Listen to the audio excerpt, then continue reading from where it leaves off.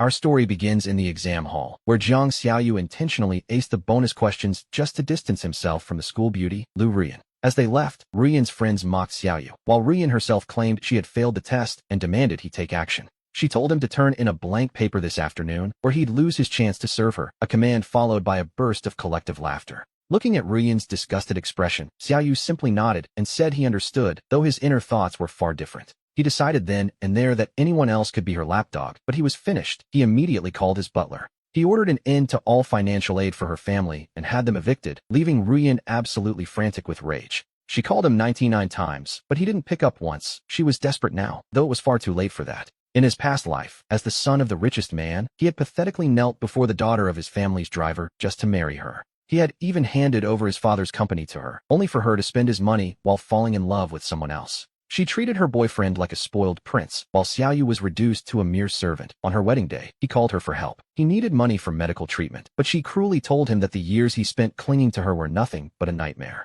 She told him to just go ahead and die. Yet, in his final moments, he saw a woman holding him and finally realized the truth. The wealthy socialite he had once rejected had actually been waiting for him all along, and then he opened his eyes once more. He found himself back in his senior year of high school, napping at his desk until the treacherous Ruiyan woke him up. She told him that Liu Ruiyan's stomach was hurting and ordered him to go buy medicine and fetch a lunch with extra meat from the cafeteria. She claimed Ruiyan was too thin and needed nourishment, while Ruiyan herself sat surrounded by a crowd of adoring classmates. Everyone was fussing over Ruiyan's stomach ache, but the one most concerned was, naturally, her close friend Ruiyan. The two of them were always the top students, seen by everyone as a perfect, golden pair, the ideal match, so to speak. Meanwhile, Xiaoyu had been nothing but Ruiyan's mindless lapdog, sleeping through class only to spend his breaks running her errands. Realizing he had been reborn, he looked at Ruiyan's demanding face and found it utterly ridiculous. Who did she think she was, anyway? Seeing him just standing there, Liu Ruiyan spoke up, asking why he was dazed and telling him to hurry back. Yes, of course.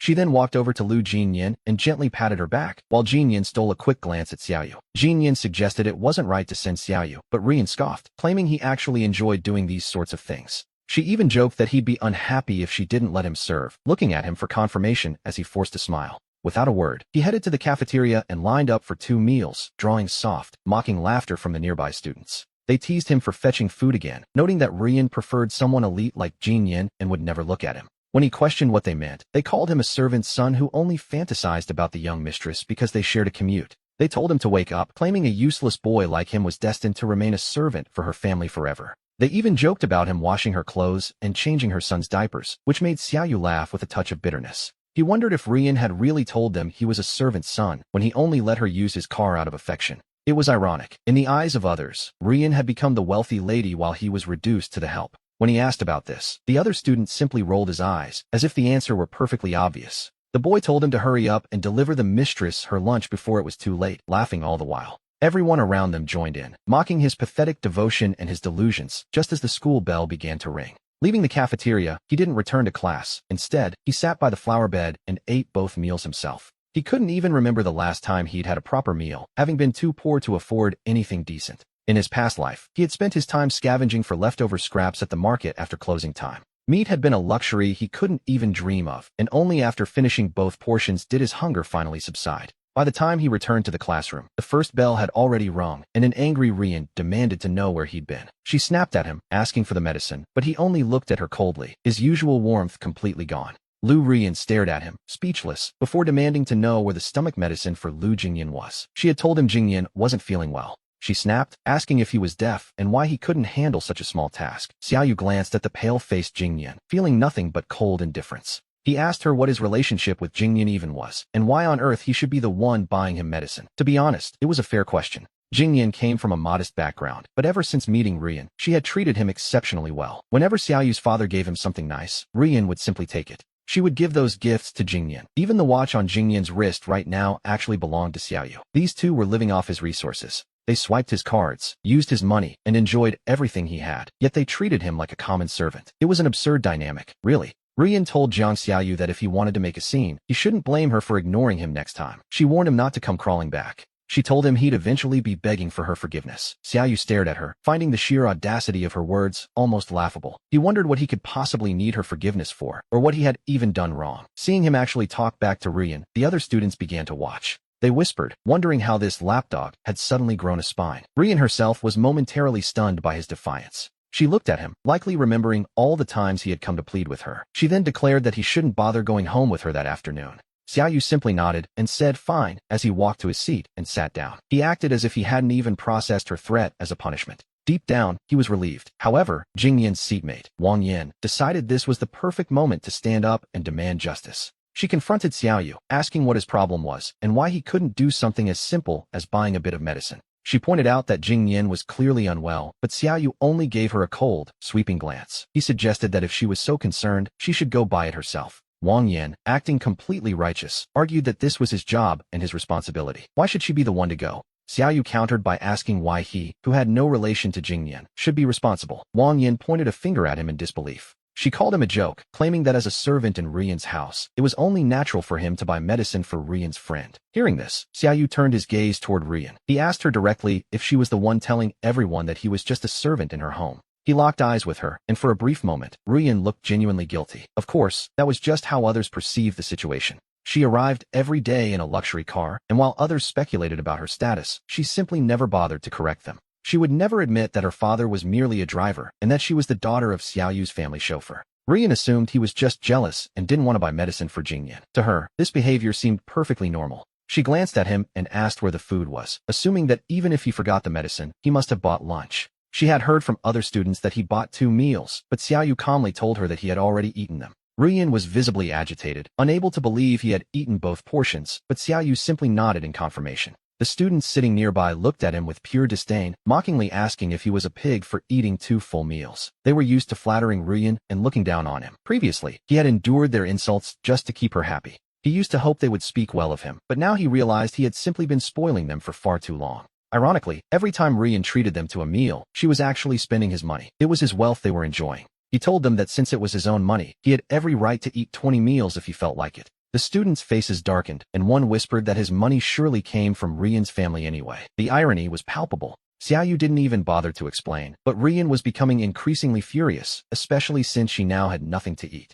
Her anger finally boiled over. She looked at Jiang Xiaoyu and told him that he had brought this entirely on himself. She told him she hoped he could maintain this act for at least 2 days before he came crawling back to her. She stood up, grabbed her belongings, and told Jing Yan's seatmate, Wang Yan, that they were switching places immediately. This was her standard punishment whenever she was displeased, refusing to sit with him. It was a classic move, really. He had originally begged for this arrangement, as she was technically his tutor and was supposed to help him study. Looking back, he realized she had never actually taught him anything. She had only used the time to order him around. She seemed to think this threat would intimidate him, but he ignored her completely. Ruiyan was hungry, and Jing Yan was still unwell. Because her stomach was still bothering her, she sat there with a dark expression, glancing over at Xiaoyu by the window. Ruiyan was truly furious this time, telling herself that when he finally came to apologize, she would make him regret everything. Later that afternoon, when school let out, the family Maybach was waiting at the entrance as usual. Xiaoyu walked straight toward it. By now, the entire school knew he had offended Ruiyan, and everyone was gathered around, waiting to enjoy his downfall.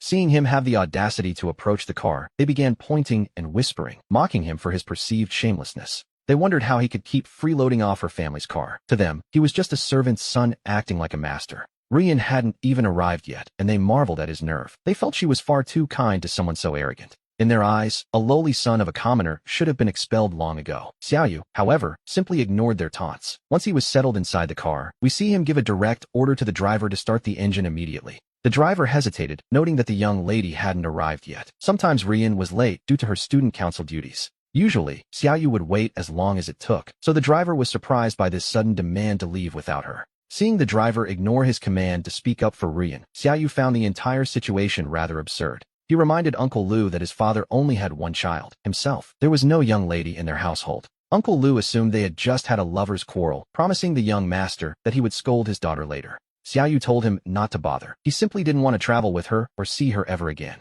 Uncle Liu hesitated, still not following the order. He was far too used to seeing Xiaoyu act terrified of his daughter. He remembered how Xiaoyu never dared to argue with Ruiyan. He assumed there would be no real consequences for ignoring the boy. Thinking that his daughter would eventually inherit the family fortune through marriage, the driver had stopped acting like a servant. He was already putting on the airs of a future father-in-law. Xiaoyu frowned, asking him one last time if he was going to drive. In reality, Xiaoyu's father had wanted to fire him long ago after hearing rumors of the man's secret gambling habits. Keeping such a person in the house was a risk, but at the time, Xiaoyu's judgment was clouded, and he constantly spoke up for her. He had hoped that by helping Ruiyan stay, she could remain at the Jiang estate, so he told his father many kind lies about her. He even claimed she treated him exceptionally well, which is the only reason the driver still had a job. Now, however, the man wouldn't even listen to his master. And here they are, seeing Ruiyan appear at the school gates. Uncle Liu quickly hopped out of the car to greet her. Ruiyan arrived supporting Liu Jingyan, and as they reached the vehicle, Uncle Liu dutifully opened the door for them. Ruiyan prepared to help Jingyan inside. In the past, because Xiaoyu liked her so much, he had always insisted they all travel home together. Every single day, the driver would drop Jingyan off first before finally taking Xiaoyu back to the Jiang residence.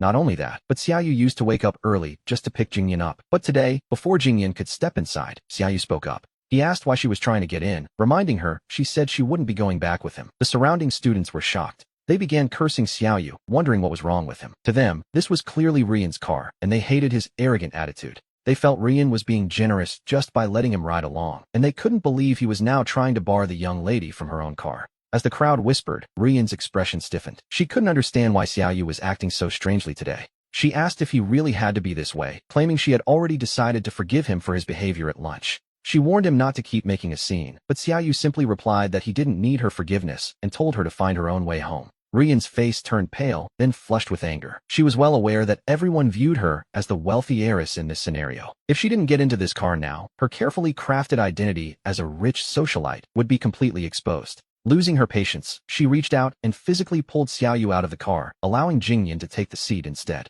Xiaoyu told her she was crossing a line. To be honest, he was genuinely furious at her audacity. He couldn't even remember why he had tolerated her for so long. Looking at her true face now, he wondered how he ever thought she was kind. Ruiyan ignored him entirely, clearly having no intention of being reasonable as she continued her overbearing display. And then, the unthinkable happened. Uncle Liu actually drove away, leaving Xiaoyu standing there while the crowd watched in silence. The onlookers, seeing this scene, couldn't help but burst into laughter, thinking he finally got what he deserved for being so unreasonable. Left alone, Xiaoyu pulled out his phone, a cheap, old Nokia worth only a few hundred yuan that Ruiyan had bought for herself. To please her back then, he had given her the expensive smartphone his father bought for his birthday, taking this junk phone in exchange. At the time, he thought this would protect her pride, but looking at the broken device now, he found the whole memory rather ridiculous. Still, he used it to call his father, and moments later, the Maybach that had just left came driving right back to the gate. Uncle Liu stepped out of the car with a pale face, looking quite troubled as he approached the young master. It was obvious the driver had just been scolded. Xiaoyu simply told him to get those two out, as he wouldn't share a ride with them.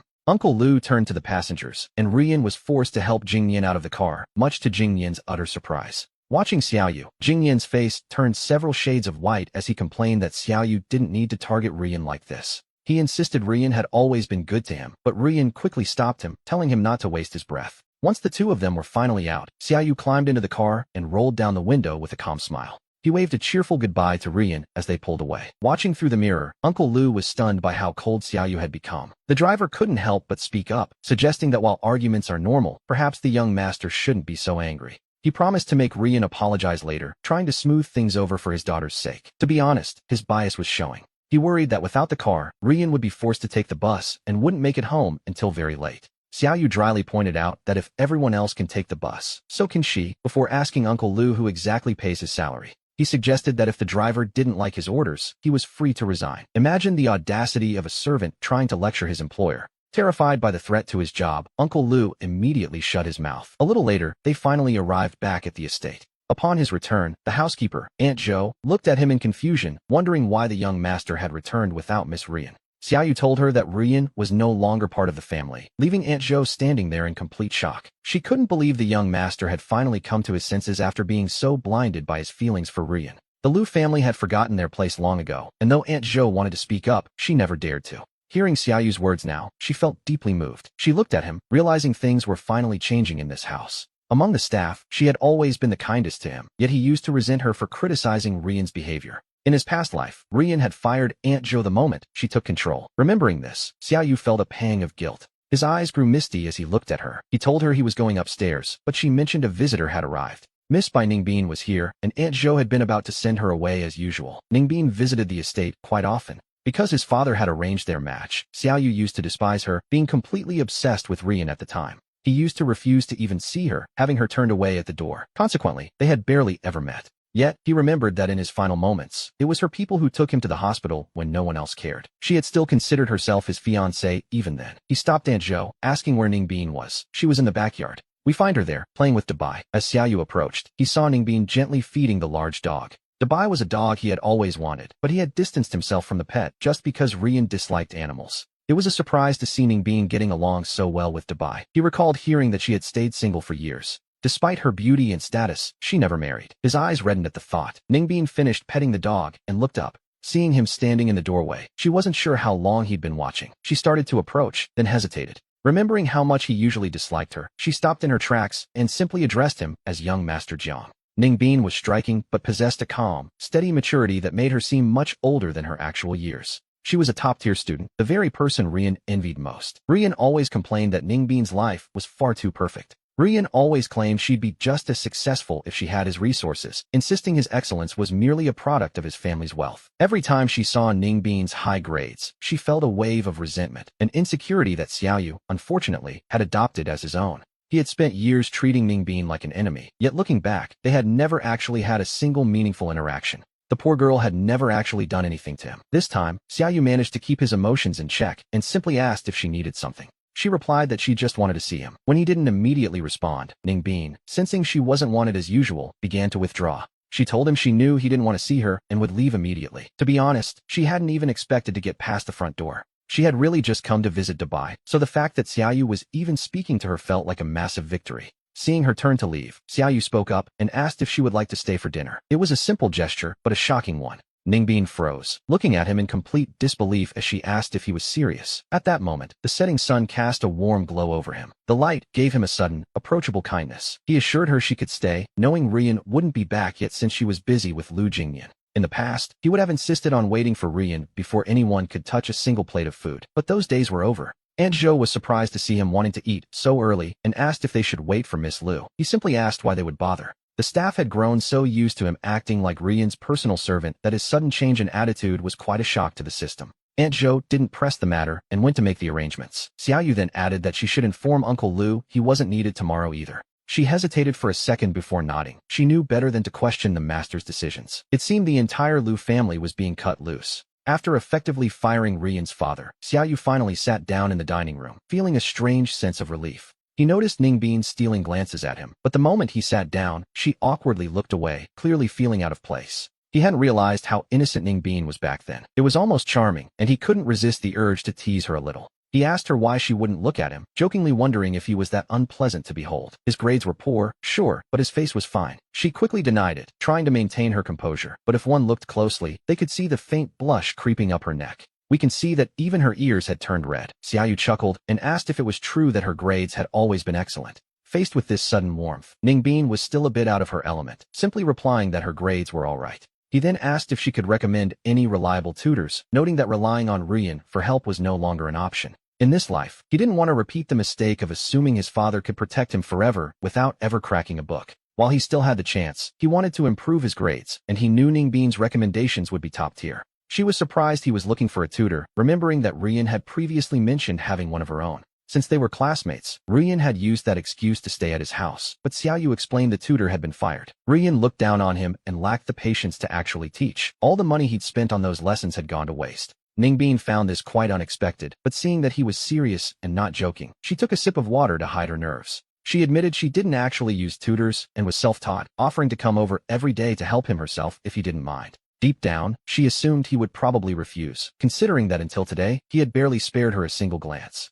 The fact that he had even invited her to dinner was already a shock, so she didn't want to get her hopes up too high. However, to her surprise, Xiaoyu looked absolutely delighted and asked if she was truly serious about the offer. Ningbin nodded, feeling overwhelmed by his reaction, while he worried if it might interfere with her own busy study schedule. She assured him it was no trouble at all. Though her face remained calm, her eyes held a certain newfound tenderness. The truth was, she had already finished the high school curriculum and secured a spot at a top university, but she kept that quiet. He thanked her, jokingly pleading with her not to look down on him for being a bit slow when it came to his studies. Ruiyan was smart too, but she had zero patience. If he didn't understand a problem after one explanation, she would start insulting him. He had once been an average student, but her tutoring had actually caused his grades to drop and destroyed his self-confidence. Ningbin promised that wouldn't happen, suggesting she could come to his house every day after school so they could work together. As they ate, we see that Ningbin remained quite reserved, so Xiaoyu picked up his chopsticks and served her some food. He told her to make herself at home, just as Ruiyan walked in after having dropped Jingyan off at his own house. She had just received the news that her father had been fired, and he had given her quite a scolding over the phone. Seeing that Xiaoyu hadn't waited for her to eat and that the dishes were already cold, her expression immediately darkened. He gave her a cold, indifferent glance and simply continued eating, even though Ruiyan had come specifically to ask about her father. Upon seeing Ningbin there, she asked with clear displeasure why the girl was in the house at all. In the past, to please Ruiyan, he had never allowed himself to get close to any other girls. Whenever Ningbin used to visit, he wouldn't even look at her before chasing her away, but now, he simply stated she was his guest. He asked if she had a problem with that, leaving Ruiyan with no choice but to sit down and glare at him. She accused him of inviting Ningbin over just to make her angry, while Ningbin sat quietly by his side. Xiaoyu looked at her and told her she was overthinking things, adding that she really wasn't that important to him anymore. He used to think this woman was his entire world, but in this new life, he felt nothing but disgust and disdain. He knew that continuing to love someone like her would only lead his life back into a bottomless abyss. Ruiyan scoffed, telling him he was delusional if he thought being with other girls would actually make her jealous. In fact, she claimed she'd prefer it if he stayed away so he wouldn't annoy her, before heading straight upstairs to her room. Xiaoyu was left speechless. Once Ruiyan was gone, he noticed that Ningbin's gaze had become quite complicated. He told her not to listen to Ruiyan's nonsense, though secretly, he worried if Ningbin was actually upset by the scene. To his surprise, Ningbin didn't say a single word, her attitude becoming somewhat cold and distant. After dinner, he walked her to the door and told her to get home safely, but she left without saying much in return. She seemed unusually quiet. As he returned inside, Ruiyan was already coming back down the stairs, looking ready for another confrontation. We see him looking at her, thinking that while her actions are vile, her face is undeniably beautiful, projecting an image of gentle quietness. He had been fooled by that very look before, and now, Ruiyan confronted him, demanding to know why he had fired her father. She hadn't brought this up in front of others, mostly because she didn't want anyone to know she was merely the daughter of the Jiang family's driver. Making a scene in front of Ningbin would have cost her too much pride, but Xiaoyu simply asked why he owed her an explanation for firing a driver. She snapped back that he was her father and that everything that happened that day was her doing, having nothing to do with him. She challenged him to come after her instead and just fire her as well. Interestingly, the moment she mentioned being fired, Xiaoyu felt his spirits lift. He stared at Ruiyan and agreed without hesitation, asking her to repeat what she had just said, which left her completely stunned. Seeing her shock, he noted that since she always thought he was stupid, there was no point in continuing their current arrangement. He told her to move out of his house, as he would find another tutor. After all, since she started, his grades had only gotten worse. He told her she wasn't worth the high salary he paid her, a statement Ruiyan initially took as some sort of a joke. However, she soon realized he was serious about firing her as his tutor, to which she retorted that his poor grades were simply because he was slow. She claimed he was too dull to keep up, noting that when she explained a problem to Jingyan once, he understood it immediately. She cruelly compared his intelligence to that of a pig, insisting that even with a different teacher, the results would be exactly the same. She argued that no one could teach him more because the problem lay entirely within himself, still blaming him even in this moment. Xiaoyu simply repeated his demand for her to move out, but Ruiyan frowned, reminding him that he was still just a student. She lectured him on keeping his mind on his studies, claiming that was why his grades were poor, while wondering what he was even talking about.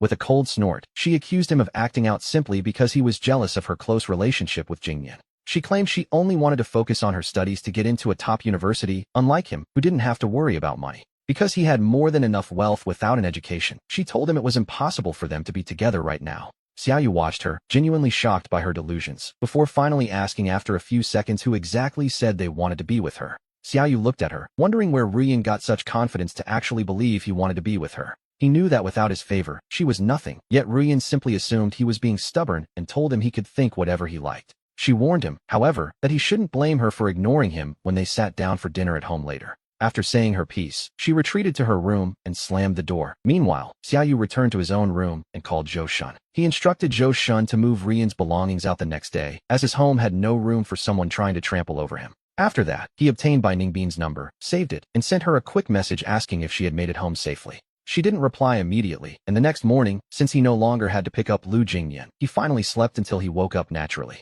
Our protagonist assumed Ruiyan would have left by then, but to his surprise, he found her sitting at the dining table waiting for him. He sat down and began enjoying his breakfast, realizing that because he used to rush to pick up Jingyan, he rarely ate a proper meal at home. Seeing Ruiyan waiting there, he felt a sense of irony, considering he was no longer planning to be her chauffeur. He told her he wasn't going to pick her up and she should leave early. Then, after finishing his meal, he headed out with Ruiyan following closely behind. A new driver was already waiting and opened the door for him, but as Xiaoyu sat down, Ruiyan followed him right into the car. He looked at her and asked what she was doing, reminding her that she had claimed they weren't traveling the same path anymore. He remembered her words from yesterday perfectly, yet Ruiyan remained silent, looking quite pure and innocent despite her inner thoughts. Deep down, she told herself she was only there because her father insisted she coax him, otherwise she wouldn't bother with someone so arrogant. She despised how he used his wealth to bully others, but since her father needed the job, she endured it. Xiaoyu, however, simply told the driver to go. When they arrived at the school gates, Xiaoyu stepped out with Ruiyan still trailing behind him like a shadow.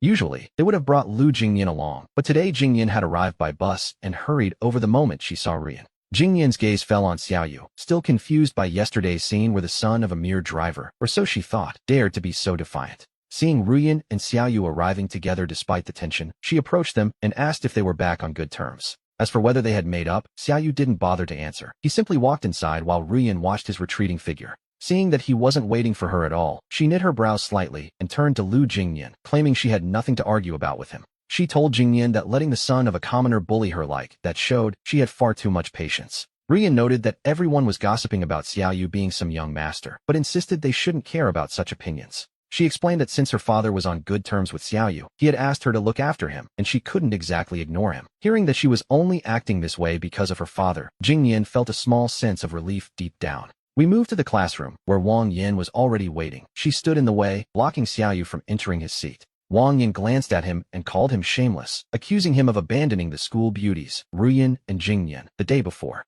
She criticized him for taking the car for himself, but Xiaoyu simply looked at her and let out a soft, amused chuckle. He pointed out that since it was his car, he had every right to refuse passengers, and asked her exactly who she thought she was to interfere. Seeing him so confident, the surrounding students grew curious, asking if that Maybach really belonged to his family. Xiaoyu gave a calm look to the person speaking, but Wang Yin just burst out laughing at the very idea of it. She claimed they all knew exactly who he was, and mocked him for trying to act like a wealthy young master when he lacked the status. She reminded everyone that the driver was his father, and his whole family worked for the Lius, a classic case of forgetting one's place, it seems. She insisted Ruiyan was only being kind by not kicking him out, and warned him not to push his luck any further. Since Wang Yin was close with Jingyan, and Jingyan was always with Ruiyan, the crowd naturally began to believe her words. Just then, Ruiyan and Jingyan appeared at the classroom door, though Ruiyan's expression looked remarkably stiff and uncomfortable. To be honest, Wang Yan's words weren't just insulting Xiaoyu, they were indirectly humiliating Ruiyan as well. Ruiyan walked over and told Wang Yin to get back to her own seat. Wang Yin could only give her a helpless, lingering glance.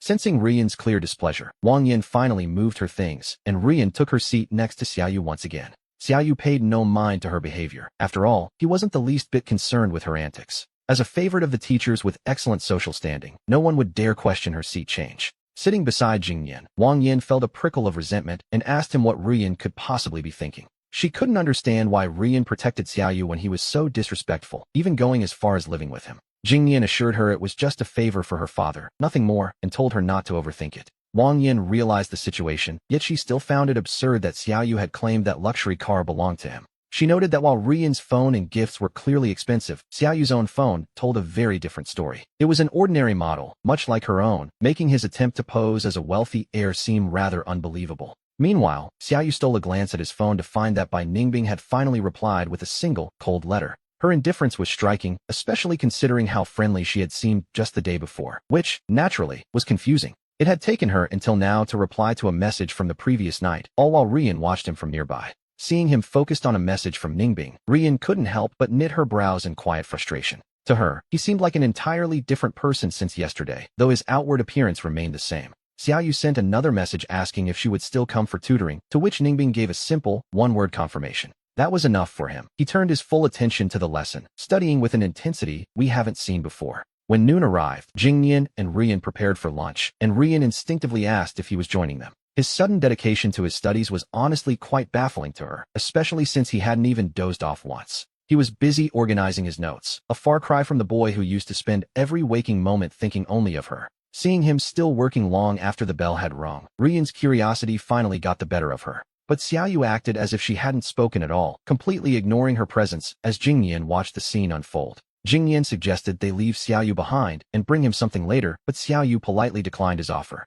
In everyone's eyes, Jing Yin was a genuinely good person, always maintaining a positive attitude toward others. Even when people mocked him behind his back, he remained optimistic. But Xiaoyu had no desire to owe anyone any favors. He carefully organized his belongings and stood up, choosing not to join the others as they laughed and chatted. Walking beside Ruiyan, Jing Yin asked what was wrong with him and why he was suddenly ignoring her so completely. Ruiyan was equally puzzled. She was trying to understand why his usual devotion had vanished so abruptly. Normally, no matter how cold she was, he would follow her like a loyal puppy, yet since yesterday, everything had changed. It was truly a confusing state of affairs. Jing Yin then asked if she planned to invite him to her birthday party this weekend. It was indeed Ruiyan's birthday week. Last year, the celebration had been held at the prestigious Royal Pavilion Hotel. Xiaoyu had arranged everything back then, spending hundreds of thousands so Ruiyan could invite the entire class. The classmates had been full of praise, feeling that attending Ruiyan's party was a true mark of social status. This year was supposed to be the same, as Xiaoyu had already handled all the arrangements days in advance.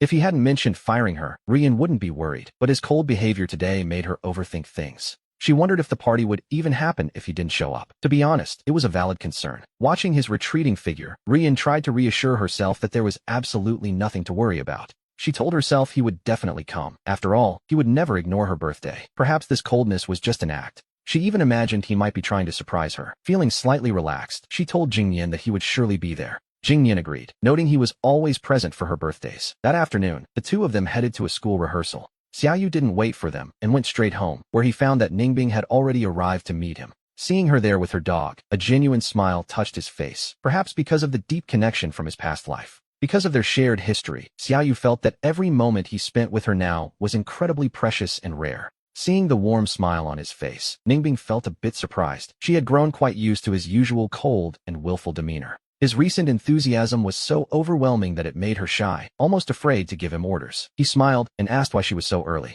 He suggested they head straight to the study, leading Ningbing upstairs. During his classes earlier that day, he had realized something important. There were many concepts he didn't understand, and he hoped to ask for her guidance. As they sat down, we see him reflect on the past. The seat beside him had once belonged to Ruiyan, but even when she sat there, she never actually bothered to help him with his lessons. In fact, she used to complain that he was merely a distraction to her own studies. Now, however, Ningbing quietly took that seat beside him. Xiaoyu focused intently on finishing his practice exam before handing it over. Ningbing took the paper and studied it in silence for a moment. Feeling a bit ashamed, he apologized for being slow, but she gently assured him it wasn't a lack of intelligence, but rather a matter of method. She offered to help him brush up on the basics first, and he quickly agreed. As she began her lesson, Ningbing kept her head down. She didn't even look at him, focusing entirely on the material, yet her way of explaining things was remarkably clear and easy to follow. Many things that had confused him before suddenly became simple under her guidance. To be honest, she was a natural teacher. After teaching for a while, Ningbing began to feel thirsty. When she finally looked up, she realized he had been watching her the entire time.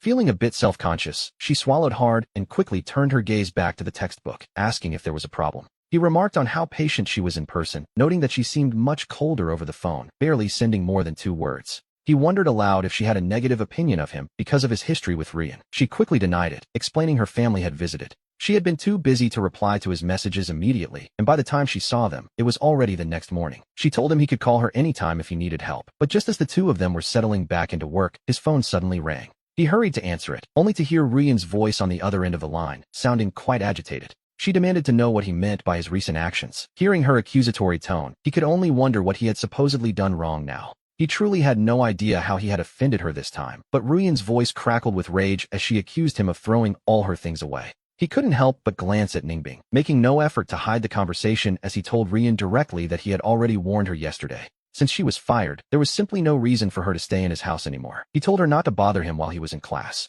With that, he hung up the phone. Meanwhile, we see Ruiyan standing before the door, staring in disbelief as her luggage is tossed out onto the street. She couldn't believe he was actually capable of this, that he was truly kicking her out. After ending the call, Xiaoyu turned back to his guest. He calmly suggested to Ningbing that they continue their lesson. She agreed, but a moment later, the study door was suddenly pushed open. Ruiyan stood in the doorway, her face darkened with a fury that was hard to miss. Her gaze was cold and sharp as she looked inside. The moment her eyes landed on Xiaoyu and Ningbing sitting together, a flicker of pure contempt crossed her expression. Seeing her standing there, he stood up and asked what she wanted, reminding her that she supposedly didn't like him or respect him at all. She looked at him with a sneer, her pride wounded by the sight of him with someone else. It was clear she still felt superior to him, despite her current situation. She pursed her lips tightly and told him not to think that bringing another woman home would ever coerce her into doing anything for him. She declared that it was impossible for her to ever like him, let alone be with him. To be honest, her arrogance was almost impressive. After her dramatic exit, she even managed to bump into the door on her way out. Xiaoyu walked over to the window to watch her leave.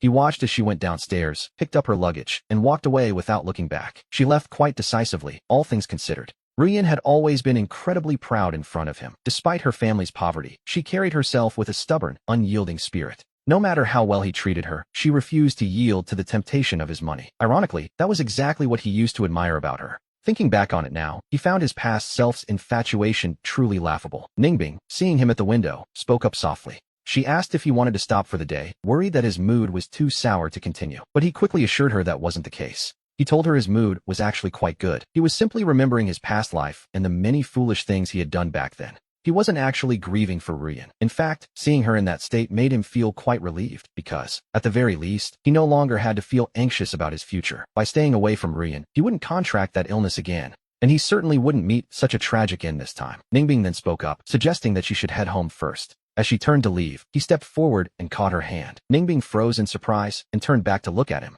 She asked what was wrong. To be honest, he wasn't entirely sure why he did it, but he wasn't blind. He could tell she was upset. It seemed that whenever Ruiyan appeared and made those scenes, Ningbing instinctively tried to distance herself from him. In the past, his relationship with Ruiyan had been so close that he never hid his feelings for her. He suspected that everyone, including Ningbing, believed he was still in love with Ruiyan. And of course, he truly had loved her once. If it hadn't been for the miserable end he suffered in his previous life, perhaps things would be different. Now, he simply wanted to enjoy his life. In the old days, he definitely would have brought Ruiyan along with him. But now, he much preferred to invite Ningbing. After all, she was the marriage partner his father had arranged for him. Unless he actively fought against it, he would likely marry Ningbing after graduation. In the past, he had felt that his father didn't respect his wishes. But looking at her now, he realized she was just as beautiful as Ruiyan. With her looks and her excellent family background, he felt he was the lucky one. She asked if he wasn't going to be with her. She was referring to Ruiyan, of course. He countered by asking if she really wanted him to be with that woman so badly. He asked if she wanted him to keep avoiding her like before. She quickly denied it, so they settled on meeting this Saturday. When Saturday afternoon arrived, he was running a bit late. Upon entering, he noticed quite a few old friends at the door. They were all dressed quite elegantly. When he appeared, Wang Yan, a close friend of Jing Yan, spotted him and couldn't help but laugh. She mockingly asked Xiaoyu how he could possibly have the nerve to show his face there, which was a bit much, really. He frowned in confusion, wondering why he shouldn't be there. After all, Sister Huang, the hotel owner, was a good friend of his father. He calmly reminded them that as a super VIP of this establishment, he could come whenever he pleased. He was curious why they thought otherwise. Wang Yin let out a cold laugh, noting that Ruiyan hadn't spared him a single glance at school for the past 2 days. And yet, here he was. She mocked him for having the nerve to show up at Ruiyan's birthday party uninvited. Ruiyan's birthday. Yes, that was today, wasn't it? He had been so focused on his classes lately that the date had completely slipped his mind until they mentioned it. To be honest, he didn't care. He recalled how he had previously made all the arrangements with the staff at Sister Huang's hotel. It was Ruiyan's 18th birthday, after all. In his past life, he had thrown her a grand, magnificent celebration at this very hotel, only for that to be the day he discovered the bitter truth. He remembered her snapping at him, telling Xiaoyu to stop interfering in her life. He had been so angry that they didn't speak for days. But back then, he couldn't help himself. He was the one who broke the silence and apologized first. He had been desperate to marry her. He had even committed the ultimate stupidity of handing over the company his father left him. Looking at the lively scene now, he felt nothing. He had no intention of entertaining them. Every detail of Ruiyan's party had been arranged by him, and naturally, he was the one footing the bill. Now that he had come to his senses and stopped caring for her, he found it bold that she still dared to bring her friends here to spend his money. He was actually quite curious to see how she would handle the bill later. Ignoring his classmates' taunts, he stepped directly into the elevator. His table with Ningbing was already reserved, and he wondered if she had arrived. As the doors opened, he spotted Ruiyan immediately. She was deep in conversation with Jing Yan, but her eyes locked onto Xiaoyu the moment he appeared. She had been waiting for this. She claimed she knew he would show up, despite his previous claims that he wouldn't. Ruiyan began walking toward him with a smug expression. With a hint of triumph, she teased him about his change of heart. She warned him not to think that his presence meant she had forgiven him. She insisted she was still angry about his past behavior. It was her usual tactic, really, using her anger to force him into a state of submission. He looked at her, the corner of his mouth curling into a faint, amused smile. He simply asked her if there was something she needed. Startled, she asked if he wasn't there for her birthday. He countered by pointing out that she hadn't actually invited him, so why should he celebrate? He remarked that with so many classmates already there, she surely wouldn't miss one person. This left Ruiyan looking visibly annoyed. She watched him with growing irritation, convinced he was still being stubborn and trying to ruin her birthday by picking a fight. Just then, the restaurant manager approached him with a respectful nod, addressing him as young Master Jiang. Xiaoyu asked if Ningbing had arrived yet. The manager confirmed she had, and Xiaoyu politely asked to be led to her. As the manager prepared to lead the way, Ruiyan followed closely behind him, her voice sharp as she called his name. She asked if he had finally had enough, shocked that he was still insisting on meeting Ningbing in front of her. He glanced back, calmly stating that he wasn't the one making a scene. She was the one who had found him annoying, after all. He pointed out that since he had stopped pestering her, he didn't understand her reaction, especially with her friends waiting. He glanced at Jingyan, who seemed hesitant to follow, clearly surprised to see Ruiyan acting so proactively towards Xiaoyu. Of course, we know exactly why she was being so persistent. It wasn't that she couldn't let go of him, but rather something else. She couldn't bear to lose the money in his pockets. In the past, she enjoyed everything he gave her while claiming she didn't like him. She used to reject his gifts with her words while accepting them quite happily in reality. Now that he ignored her, she was panicking. After all the preparation for this birthday banquet, she couldn't let it end abruptly. To be honest, her pride was at stake. She suggested that if his behavior was because of her relationship with Jingyan, she could distance herself if only he'd stop acting out. For the first time ever, she actually chose to take a step back. It showed just how desperate she was to save this party. It made sense really. If she didn't care so much about her image, she wouldn't have spent years playing the rich heiress at school. Nor would she have invited so many people to witness her celebration. It turned out that she was, in fact, terrified of losing face. Having seen her usual cold and noble persona, seeing her compromise just for the sake of a party was quite a revelation. He found the whole situation rather amusing. He nodded, acknowledging that it was indeed her birthday, and he shouldn't spoil the mood. With that, he turned back to the manager. He mentioned he had previously reserved the Emerald Pavilion under the name Ruiyan. The manager quickly flipped through the reservation book to confirm the details of the booking. The manager nodded, agreeing that since it was Ruiyan's birthday, everything should be handled perfectly for young Master Jiang. He instructed the staff to prepare the Emerald Pavilion immediately, and Xiaoyu simply gave a small, satisfied nod in response. We see him enter the room with a smile, asking Ningbing if she had been waiting long. She looked up, noting he had just arrived. She couldn't help but notice he looked a bit thinner. Without a second thought, he naturally took the seat right next to her. Ningbing hadn't expected him to sit quite so close, and she felt a flicker of unease. After all, there were plenty of other seats. He didn't seem to notice her slight discomfort and simply asked if she had ordered yet. She replied that she was still looking. He leaned in close to look at the menu in her hands. At this point, Ningbing wasn't even reading anymore. She was too aware of his presence. He mentioned wanting something with a strong flavor. It was as if the spice served to remind him that he was truly alive and well. The memories of his past life, the hunger, the cold, and the endless pain, still felt like a lingering shadow, even after his rebirth. The food was quite spicy, and he fanned his mouth before taking a cooling sip of watermelon juice. Ningbing watched him closely. She asked if he usually enjoyed spicy food. He admitted he liked it quite a bit, and she softly replied that she did as well. She followed his lead, picking up her chopsticks to join him. Nearby, the servers stood ready to assist at a moment's notice. A moment later, the owner of the restaurant, a man named Zhou Yi, walked in. Recognizing him, Xiaoyu greeted him politely as Uncle Zhou. Zhou Yi smiled warmly, noting that Xiaoyu was there as well, but his tone suggested that Xiaoyu wasn't the main reason for his visit. And indeed, we see Zhou Yi turn his full attention toward Ningbing. It was clear who the guest of honor truly was in his eyes. He addressed her respectfully as Miss Bai, welcoming her to the hotel and asking if everything was to her satisfaction. It turns out he was close with Xiaoyu's father, which was how he knew Ningbing's true identity. Most people, of course, had no idea. They didn't realize that the young heiress of the prestigious Bai family from the capital was currently hiding in plain sight here in Yun City. Ningbing gave a brief, polite acknowledgement and went back to her meal. To be honest, her coldness was a bit of a surprise. He had initially thought she was more outgoing, but seeing her now, he realized she rarely spoke to others. Zhou Yi simply stood by.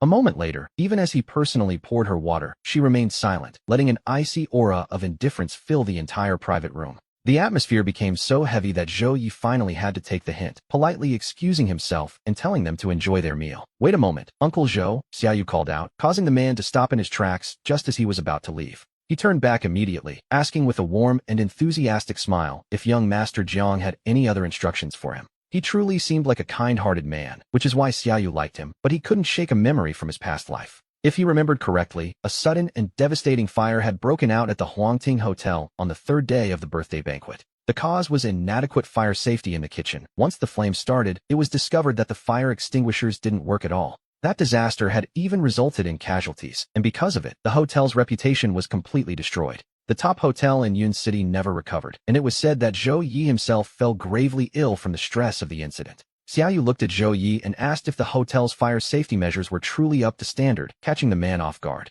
Zhou Yi looked at him with a hint of surprise, wondering why the young master was suddenly so concerned about such a thing. Xiaoyu suggested it might be best to have someone check everything thoroughly, especially the kitchen area, just to be safe. Zhou Yi assured him that their fire safety was perfect and that no problems would ever occur, as they took full responsibility for their guests. Xiaoyu watched him quietly before suggesting that perhaps Uncle Zhou should go and personally inspect the equipment himself. Seeing such persistence, a flicker of dissatisfaction crossed Zhou Ye's face as he stared back, asking what exactly Xiaoyu meant by this. He asked if the boy didn't trust his word, reminding him that he and Xiaoyu's father were very close friends. He insisted that his character was well known to Xiaoyu's father and that he always ran his business with a clear conscience. To him, Xiaoyu's questioning felt like an insult to his integrity. After all, he viewed the boy as little more than a child. In his eyes, a kid couldn't possibly understand these matters. But then Ningbing spoke up, suggesting that since Xiaoyu mentioned it, he should go look. It was the first time she had spoken to him since he entered the room, and her words carried a weight that couldn't be ignored. Whenever Zhou Yi asked anything, she would only offer a brief word or two, yet her support here gave him all the face he needed. Zhou Yi quickly agreed to go. After all, Ningbing was incredibly composed, and her high status carried undeniable weight in this room. Even though she was nearly the same age as our protagonist, her words somehow seemed far more convincing to those around her. Once Zhou Yi left, Xiaoyu couldn't help but look at Ningbing in surprise, wondering why she had chosen to back his sudden request. He had made the suggestion because he possessed knowledge from the future, but from Ningbing's perspective, he should have known nothing at all. Ningbing simply listened and replied that since he had spoken up, it was only natural for her to help him out. When he asked if she wasn't afraid he was just talking nonsense, she calmly asked what that would even matter. She noted that even if it were a joke, making the man take a quick walk wouldn't cause any real harm. She spoke with such total indifference, yet as Xiaoyu watched her, a profound sense of warmth began to swell within his heart. It was the feeling of being deeply trusted, a sharp contrast to the moment in his past life when he was diagnosed with HIV. Back then, no one believed he was a victim. They all claimed he had been reckless, a lie he might have accepted if it were true. Everyone had pointed fingers at him with pure disgust, until he even began to loathe himself, never imagining the truth behind it all. It turned out Liu Ruiyan had deliberately used a needle from an infected patient just to create an excuse to avoid their marriage. Only the one who frames you truly knows how innocent you are. We see the two of them continue their dinner for quite some time. Even after finishing the meal, they stayed for dessert, and Xiaoyu even brought out his homework to pass the time. The two of them remained there until evening, just as Liu Ruiyan's birthday banquet was finally drawing to a close. But as the guests prepared to leave, everyone was suddenly detained because Ruiyan had failed to settle the massive bill. Ruiyan immediately called Xiaoyu, but he ignored the first ring while Ningbing sat nearby, quietly watching him refuse the call. He knew exactly who it was and didn't care, only picking up after Ruiyan desperately called 2 more times. Over the phone, Ruiyan's voice erupted with fury, demanding to know what he meant by this, and the angrier she got, the better. The angrier she became, the more Xiaoyu's mood brightened. He had no desire to associate with her, but the debts of his past life still had to be settled. Otherwise, he simply wouldn't be able to swallow that lingering bitterness. He curled his lips into a smirk and asked, "Well, school beauty Ruiyan, what seems to be the trouble? Why such a massive fire? Just get over here and pay the bill," Ruiyan hissed, lowering her voice as she warned him not to cause any trouble. She had originally planned to cut ties with him forever once the birthday banquet ended, never imagining he would be waiting for this exact moment. Now, with no money to settle the bill, everyone was being detained, and all eyes were fixed on her as they waited for a solution. Xiaoyu replied that it seemed quite strange. He hadn't even attended the party, so why should he be the one to pay? To be honest, it was a fair point. He suggested she ask her classmates to split the bill, since they all treated her so well and their relationships were supposedly so close. After all, she often treated them to meals. In the past, Xiaoyu had given Ruiyan over 100,000 in pocket money every single month. Ruiyan had always taken it with total confidence, viewing the money as her rightful tutoring fee, and she had been quite generous with it. From time to time, she would treat everyone to dinner, leading them to believe she was a wealthy socialite who was well worth knowing. But of course, she was doing it all with Xiaoyu's money. "Xiaoyu, do you have to be like this?" she snapped. "What do I have to do to get you here to pay?" He calmly noted that if one is asking for a favor, they should at least show the proper attitude of someone making a request. Through the phone, we hear Ruiyan exhale a sharp, indignant breath. She was clearly furious that he was no longer her unconditional servant. Xiaoyu's smirk widened as he told her that if she wasn't willing to ask nicely, then he would simply hang up and move on with his evening. "I'm begging you." Ruiyan gritted her teeth, clutching the phone. She and her guests were currently blocked by hotel staff and couldn't leave. Xiaoyu hung up and stood, telling Ningbing he would be out for a moment before making his way toward the Emerald Hall. Inside, the classmates who had attended the banquet were still stuck in place, their festive mood having long since evaporated. Everyone was staring at Ruiyan, and the atmosphere had become incredibly awkward. Since they couldn't leave, Ruiyan could only endure their judgment. The moment Xiaoyu appeared, the manager walked over and greeted him with a polite, "Young Master Jiang." Xiaoyu looked at the circle of people, all dressed in their finest attire, remembering how they had all looked down on him earlier that afternoon. Earlier, they had all looked down on him, but now, that arrogance had completely vanished. After all, nothing is more humiliating than being trapped because you can't pay. Xiaoyu looked around and asked what was wrong, noting that for Ruiyan's birthday party, everyone seemed remarkably unhappy. To be honest, the irony was hard to miss. He made a point of looking at Ruiyan, whose expression was darker than anyone else's, while Liu Jingyan stood nearby, looking quite uncertain about the situation.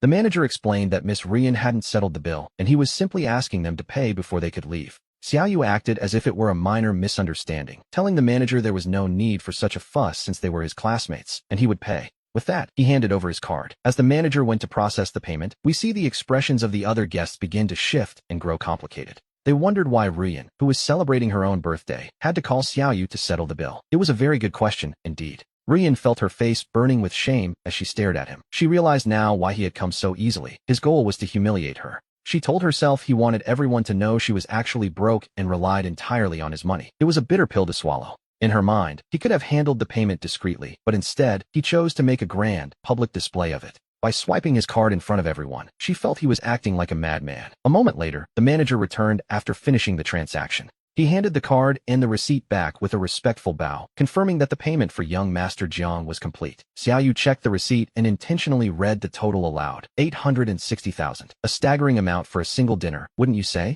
He wished Ruiyan a happy birthday and told her he would cover the bill this time, but he made it very clear there wouldn't be a next time. After speaking, he glanced at Liu Jingyan, who was standing right there, his face turning a sickly shade of pale gray. The classmates were reeling. Was Ruiyan's money actually coming from Xiaoyu? They had all assumed she was a wealthy heiress, but the reality was far different. The scene was a massive shock to everyone present. Suddenly, a girl named Wang Yin stepped forward and confronted Xiaoyu directly. She asked him if he was joking, claiming that Ruiyan's money was only with him for safekeeping because he was just the son of her family's servant. She sneered, asking why he was acting so proud for simply managing her funds, and mockingly asked if his own family kept their money with servants. Xiaoyu looked at Wang Yin and gave a soft, knowing smile. He noted that if she truly believed he was just the son of a servant, then things were about to get interesting. He decided to set the record straight. He wasn't the servant, but rather, Ruiyan's father was his family's driver who had abandoned him at the school gates. After choosing to drive off with Ruiyan and Liu Jingyan instead, the driver had already been fired. If they didn't believe it, they could simply ask Ruiyan. As we see him turn his gaze toward Ruiyan, she stares back at him, her eyes filled with nothing but bitter resentment.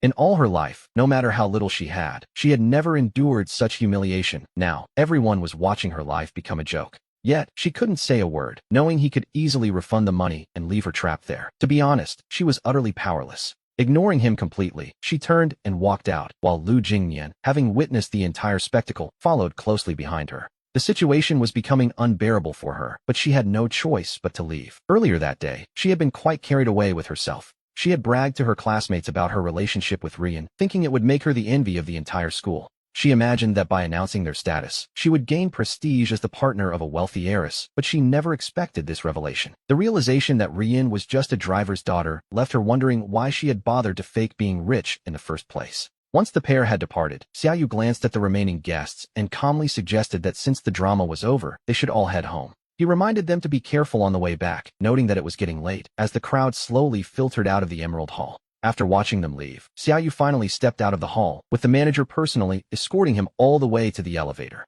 At that moment, Bai Ningbing arrived, and the two of them entered the elevator together in a heavy, contemplative silence. Although he had successfully cleared his name in front of everyone, deep down, he didn't feel the surge of joy he had expected. Compared to the years of suffering he had endured, this small punishment for Ruiyan felt insufficient to truly dissolve the resentment in his heart. Seeing his silence, Bai Ningbing chose not to disturb him, and as they reached the ground floor, they were met by an unexpected sight. Grandpa Zhou was there, and upon seeing them, he immediately walked toward Xiaoyu. This time, his focus wasn't on Bai Ningbing at all. It was Xiaoyu he wanted. Grandpa Zhou took his hand and expressed his deep gratitude, saying the young man had saved the hotel from a disaster. He explained that he had just finished a personal inspection and discovered exactly what had been going on behind the scenes. He admitted many issues were due to his cousin's incompetence, and naturally, he had already sent the man packing. Curious, Grandpa Zhou asked how he could possibly have known about the hotel's fire safety issues. The question caught Xiaoyu off guard, forcing him to offer a quick excuse about seeing it in a dream last night. Grandpa Zhou couldn't help but laugh at such a response, deciding not to press the matter any further. He then mentioned he had prepared gifts for the two of them, signaling for his nearby assistant to step forward. The assistant brought over 2 small gifts in bags as a token of gratitude for the young man's help. He told Xiaoyu to reach out whenever he needed anything, clearly keeping this debt of gratitude close to his heart. As Grandpa Zhou saw them out, the Bai family car arrived. Xiaoyu sat inside, watching the streetlights pass by. There weren't many pedestrians left, though the traffic was still heavy, reminding him of his usual talks with Bai Ningbing. This time, however, things were exceptionally quiet, and Bai Ningbing didn't disturb him as he reflected on his strange foresight. He wondered how he could predict the hotel's fire hazards when he shouldn't know their business better than Grandpa Zhou. We see him consider the drama at the Emerald Hall. It was Ruiyan's birthday, yet he hadn't spent it by her side. Instead, he had stayed with Bai Ningbing, and to make matters worse, he had left Ruiyan in utter humiliation. He truly wanted to break ties with Ruiyan completely, yet he wondered why he still looked so dejected. In truth, his sadness was fleeting, as he reminded himself that he had been given a second chance at life. Everything could be redone, as long as he avoided his past mistakes. There was still time to change his fate. Soon, a wave of exhaustion hit him, as the daily grind of being a serious student was proving quite draining. Feeling as though he could sleep for days, he eventually leaned over and drifted off against Bai Ningbing's shoulder. Bai Ningbing froze, not daring to move even as her arm grew numb by the time they reached the Jiang residence. She refused to shift her position for fear of waking him, remaining perfectly still as the car came to a halt. Bai Ningbing glanced outside before her gaze settled on Xiaoyu's pale face, hesitating over whether she should wake him. By then, the driver had already stepped out to wait, yet Bai Ningbing remained still, making no move to disturb him. Feeling the car come to a complete stop, Xiaoyu finally blinked his eyes open and realized they had arrived home. He looked toward Bai Ningbing, only to find her sitting there in silence, seemingly afraid to even meet his eyes. Gently rubbing his sore neck, he sat up straight and noted that they had indeed reached their destination. Bai Ningbing nodded, prompting him to ask why she hadn't woken him. She simply replied that he looked so peaceful. As usual, her face remained expressionless, but we see that her ears had turned a telltale shade of crimson. He knew she was innocent at heart, but he hadn't expected her to be quite this shy as she looked back at him. Xiaoyu asked if she was actually afraid of him, but she denied it, despite her refusal to look his way. He teased that she acted as if she hated being near him, causing Bai Ningbing to let out a small, nervous cough. She admitted she wasn't used to such proximity, noting that he was the first person she had ever allowed this close. Xiaoyu laughed, asking why she didn't just push him away. To prove he wasn't leading her on, she changed the subject. She asked why he and Ruiyan had broken up, considering how much he had supposedly adored her in the past. The question gave him pause. Staring at the empty street, he simply stated that he had realized he no longer loved her. He bid her goodbye and stepped out of the car just as the gates to the Jiang residence began to slowly swing open. His father, Jiang Qingming, walked toward the entrance, and Xiaoyu's eyes lit up at the sight of him. He greeted his father warmly, noting that since Qingming was usually so busy, Xiaoyu was often left home alone. Though there were many servants, few could truly manage him, especially since his father tended to spoil him so much. His father's only wish was for his son to be happy, making those the most carefree days of his life, at least, at first. In his past life, he had ignored his father's warnings about Ruiyan, but seeing him now, everything felt different. At first, his father's expression was quite stern, as if he were trying to regain a bit of paternal dignity in front of his son. But who could have guessed Xiaoyu would suddenly burst into tears? Jiang Qingming panicked instantly and gently patted his son's shoulder. He asked what was wrong and if someone had bullied him, immediately suspecting that girl, Liu Ruiyan. He had heard Xiaoyu fired her and her father, but Xiaoyu simply hugged him tight, offering no explanation at first. He told his father he simply missed him, to which the older man called him a silly boy, noting how Xiaoyu usually found his calls annoying. His father then gestured toward the street, asking if that was the Bai family's car parked outside. Only then did Xiaoyu turn back to see the car, just as Bai Ningbing was stepping out to say her goodbyes. Feeling a bit embarrassed that she saw his red, teary eyes, he explained that she had driven him home after they went out for dinner. Jiang Qingming looked on with clear surprise, remembering how fiercely his son had once resisted the very idea of this engagement. Xiaoyu had even claimed he would never have anything to do with her, yet here they were, spending the evening together.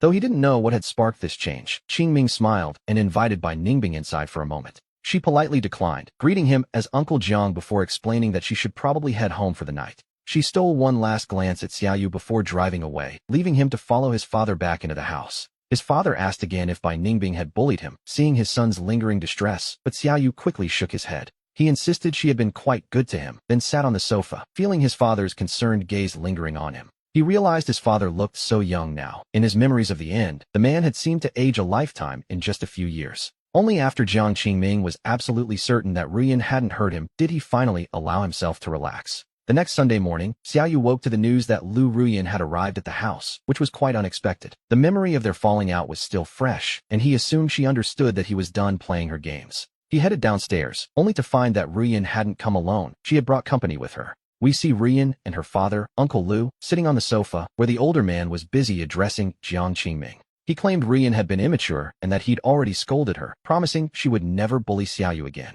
Jiang Qingming's brow furrowed at the casual mention of his son's name. To be honest, he had never liked this pair. He only tolerated them to avoid a rift with his son, but Uncle Liu quickly realized he had overstepped his bounds. He apologized immediately, correcting himself to young master, just as Xiaoyu began walking down the stairs. The man quickly shifted his gaze toward the boy, wishing him a good morning and explaining they were there to apologize. Xiaoyu turned his gaze toward Ruiyan, noting her gloomy expression and the heavy silence she maintained. An apology? He didn't think for a second that Ruiyan was actually there to seek forgiveness, given the resentment on her face. She clearly still held a grudge over the previous night. Xiaoyu calmly told Uncle Liu that no apology was necessary. He insisted she hadn't offended him, but the father pressed on, mentioning he'd heard Xiaoyu had fired her. When Uncle Liu himself was fired, he hadn't been this anxious. After all, his own monthly salary wasn't much. But Ruiyan's position was different. She earned a fortune just for tutoring, and they had hoped the Jiang fortune might one day be hers. Now that things had turned sour, Uncle Liu was desperate to fix the situation, but Xiaoyu remained firm. He pointed out that his grades had only dropped during her years of tutoring, and that Ruiyan clearly felt the job was beneath her. He joked that he was simply too dim-witted for her to teach, so he decided to grant her the freedom she wanted. He maintained there was no conflict and she hadn't done anything unpleasant, so an apology was quite unnecessary. Jiang Qingming glanced at his son, noticing how incredibly calm and composed he remained while saying all of this. In the past, Xiaoyu had insisted on Ruiyan being his tutor, leaving his father no choice but to agree to the arrangement. Seeing his son finally fire her left Qingming surprised, but also deeply moved. It seemed the boy had finally grown up. Citing his classes and breakfast, Xiaoyu watched as his father had the pair escorted out before heading out himself. The driver was already waiting in the courtyard. As the car pulled out of the Jiang estate, we see Xiaoyu notice Ruiyan still standing there. Her father was at the gate too, but his gentle demeanor from inside the house had vanished. Uncle Liu raised his hand and slapped her. Xiaoyu knew her history well. Her father was a gambler, and her mother, unable to take it anymore, had abandoned Ruiyan and fled years ago. She had grown up with her father, relying on money borrowed from relatives just to pay for her schooling until she was old enough to work.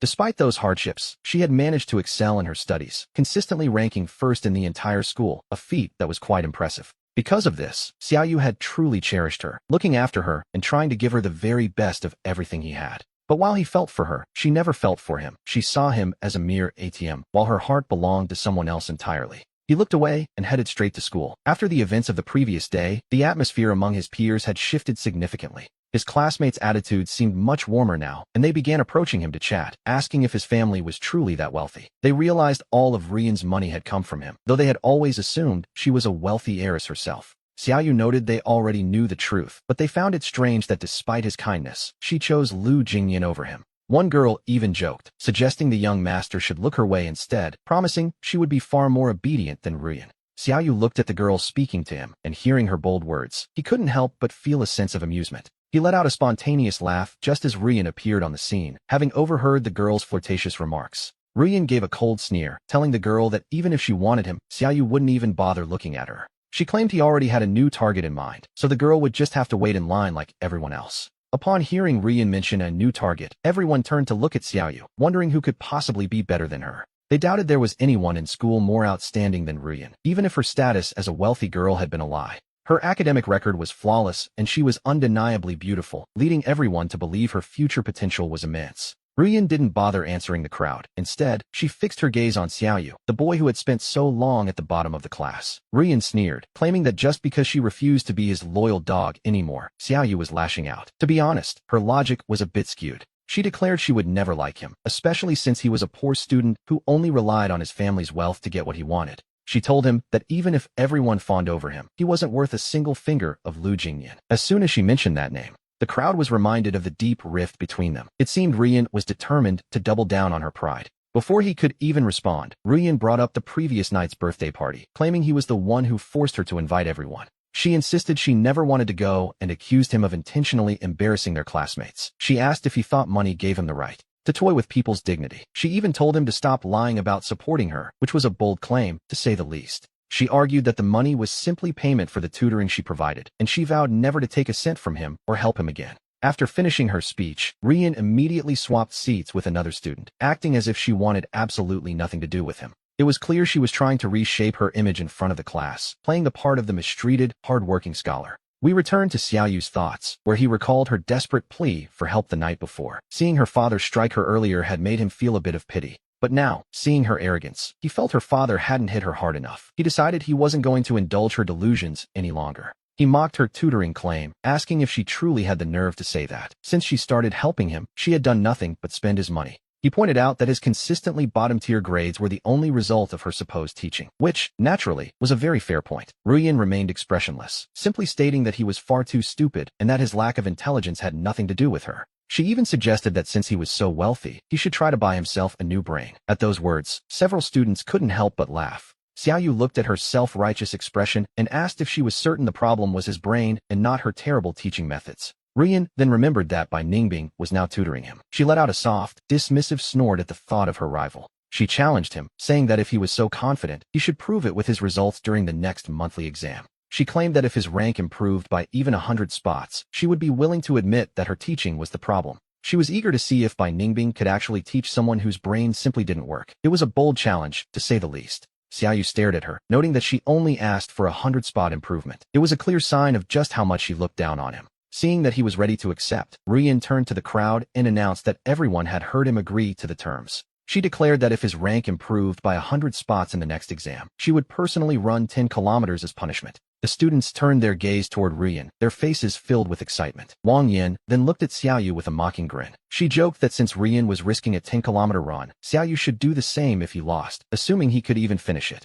She told him that if he was too cowardly, he should just admit defeat now. But Xiaoyu felt 100 spots wasn't such a high hurdle. After studying with Bai Ningbing for a few days, he found her methods much easier to grasp. He could feel himself making clear progress. So he agreed immediately. He figured this would be a good way to push himself, as we all know that having a goal provides motivation. Ruiyan couldn't help but let out a small laugh at his stubbornness, calling him an idiot before finally taking her seat. She truly hadn't expected him to agree. Back when she tutored him, he never seemed to understand anything, so she knew his level perfectly. She was already looking forward to watching him struggle through those 10 kilometers. Just as the bet was settled, we see Liu Jingyan at the door. Jingyan had heard everything Ruiyan said. He had been feeling down all night, but in this moment, his mind finally became clear. He told himself that Ruiyan wasn't just brilliant and beautiful. Her character was what truly set her apart from the rest. Even with her poor background, her hard work made her 100 times better than a useless rich kid like Xiaoyu. He believed that one day, she would succeed on her own merits. Being with her didn't feel like a loss at all. With that thought, he walked over to her side.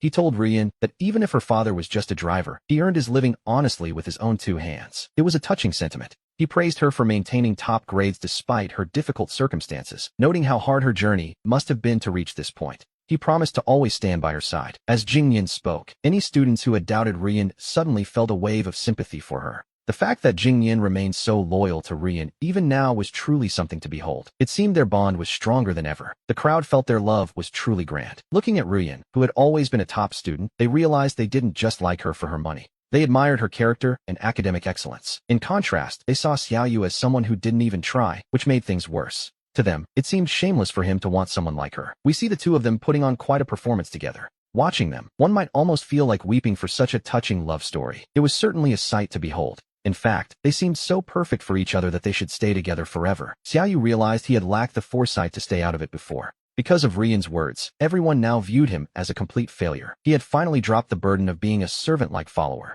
Now, because of his poor grades, people didn't really want to talk to him. But to be honest, he didn't care in the slightest. Compared to the lonely helplessness of his past life, their behavior was child's play. After all, he still had his wealth and his loving parents. He focused on his classes and couldn't be bothered with them. After school, his father arrived in the car with his mother to pick him up. They were both in their 40s now, but in their youth, they had been the campus beauty and heartthrob. Their elegance hadn't faded at all. His mother stepped out of the car and, upon seeing her son, immediately gave him a warm, loving embrace. It was a sweet family moment. She then thoughtfully opened the car door for him. Just then, Ruiyan and Jingyan happened to walk out of the school together. They witnessed the entire scene. The classmates walking with them saw Xiaoyu with an older woman and couldn't help but feel curious. They began to wonder if this was Xiaoyu's new target. Earlier that morning, Ruiyan had conveniently brought up a similar topic. They noted the woman looked to be about 40 and started whispering about what her relationship with Xiaoyu could possibly be. The speculation began to spiral. Some remarked that there was no way Xiaoyu could actually be a young master from a wealthy family. They acted as if they had finally seen through him. It was no wonder the school beauty, Ruiyan, wanted nothing to do with him.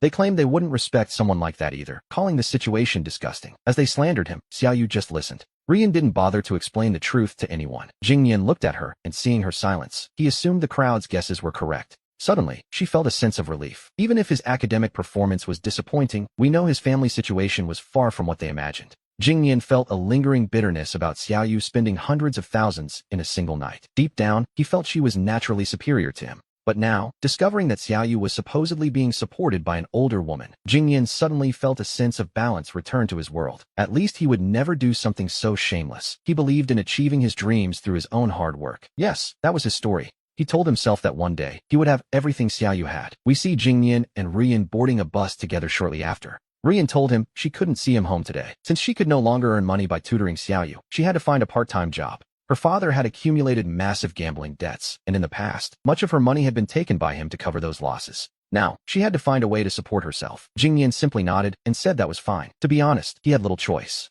Meanwhile, Xiaoyu's parents took him to buy a new phone before heading out for a meal. By the time they arrived, a special guest was waiting. Ningbing had already arrived. She lived in Yun City with her uncle, who happened to be very close friends with Xiaoyu's father, Qingming. This was meant to be a formal meeting between the two families. It was something Qingming had wanted to arrange for a very long time. Previously, Xiaoyu had strongly opposed the idea because he only had eyes for Ruiyan, so this dinner had never actually happened until now. Seeing his son willing to join them today filled Qingming with relief. He felt that his son had finally grown up and was ready to listen. During the meal, the parents chatted happily with Ningbing's uncle. Xiaoyu sat next to Ningbing and decided to share a certain secret. He told her about the bet he made to improve his class ranking by 100 spots. After he finished speaking, Ningbing remained quiet. She simply gave a short response, leaving Xiaoyu unable to read her thoughts. He asked if she thought he was being too reckless or impulsive. He wondered if the pressure would be too much. Ningbing looked at him after hearing his words and simply said, "No, it's not like that." Xiaoyu then asked if she thought he had any hope, even though he could understand the problems she had been explaining to him lately.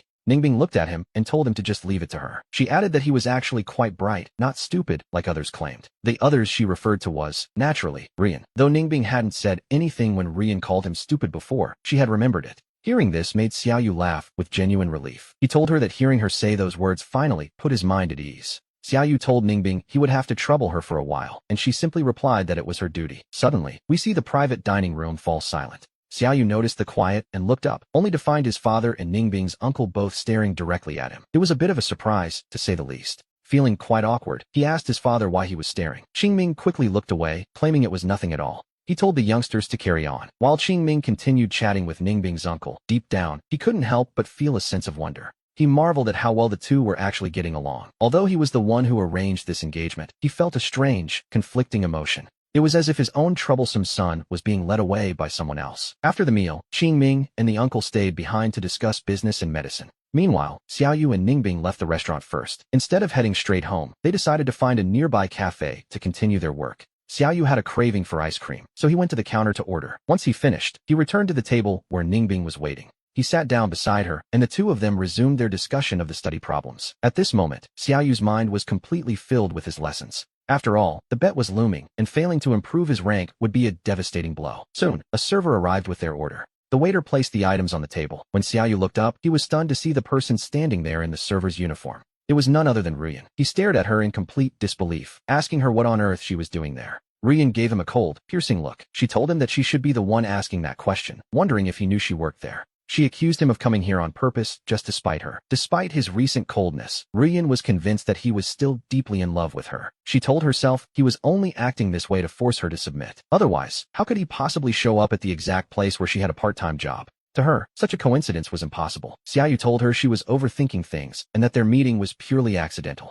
Ruiyan glanced dismissively at Ningbing and didn't linger for a second. She turned and walked away immediately, clearly unwilling to waste another moment. Seeing her arrogant and self-important attitude, Xiaoyu truly couldn't understand what she was so proud of. He turned back and offered the ice cream to Ningbing. Ningbing declined, telling him to eat it himself. She then reached out and helped him pick up his school bag, which was a kind gesture. She helped him with his bag, and they walked out of the cafe together. In truth, Xiaoyu had planned to stay a bit longer to study. But as fate would have it, running into Ruiyan in a place like this had completely ruined his mood. To be honest, it was quite the unwelcome distraction. Over the next 2 weeks, we see Xiaoyu throwing himself into his studies with everything he had, while Ningbing visited the Jiang house daily to tutor him. His grades were already showing significant improvement, yet whenever Ruiyan saw him working so hard, she couldn't help but mock his efforts. She told him that if he felt any regret, it wasn't too late to give up now. Otherwise, she warned, he shouldn't come crying when the results were out. Xiaoyu simply frowned and told her she was being too loud. He had no interest in her drama anymore, which, naturally, was the best way to handle it.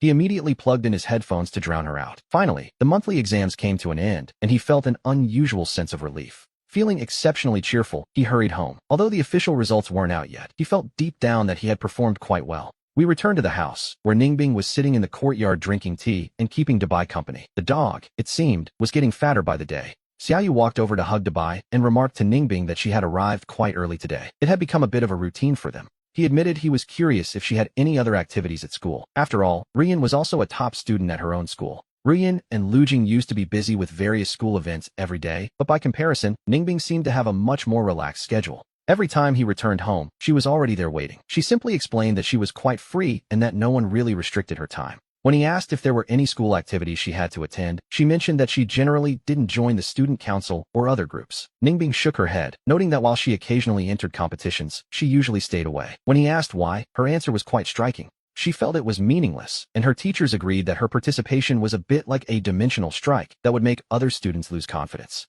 However, Xiaoyu recalled seeing her in many competitions before. Ruiyan had mentioned that Ningbing seemed to be at every event she entered. Ruiyan claimed that Ningbing had even taken away her first-place experiences, which was exactly why she harbored such a deep resentment toward her. Ningbing picked up her cup and took a silent sip of water. It seemed she generally didn't miss any competition where Ruiyan was participating. Xiaoyu was desperate to know his score, so he sat in the courtyard and began checking his answers with Ningbing. It was a moment of high anticipation. He was in a great mood after realizing he had gotten many difficult questions right. He felt ready for the moment the official grades would be released. The homeroom teacher walked into the classroom and, out of habit, began by praising Ruiyan and Liu Jing for their performance. Once again, they had secured first and second place, but after the usual praise, the teacher added that there was someone else to mention. That person was Xiaoyu. Hearing this, he immediately perked up, feeling a sudden surge of energy and anticipation. Ruiyan shot him a quick glance, her eyes still brimming with mockery. Then, the teacher spoke again, noting that Xiaoyu's results were quite impressive. He had always been at the bottom of the class before, but this time, he had made a truly massive leap forward. His scores had actually pushed him into the top 200 of the entire grade. If he kept this up, the teacher said, he'd do well on the entrance exams.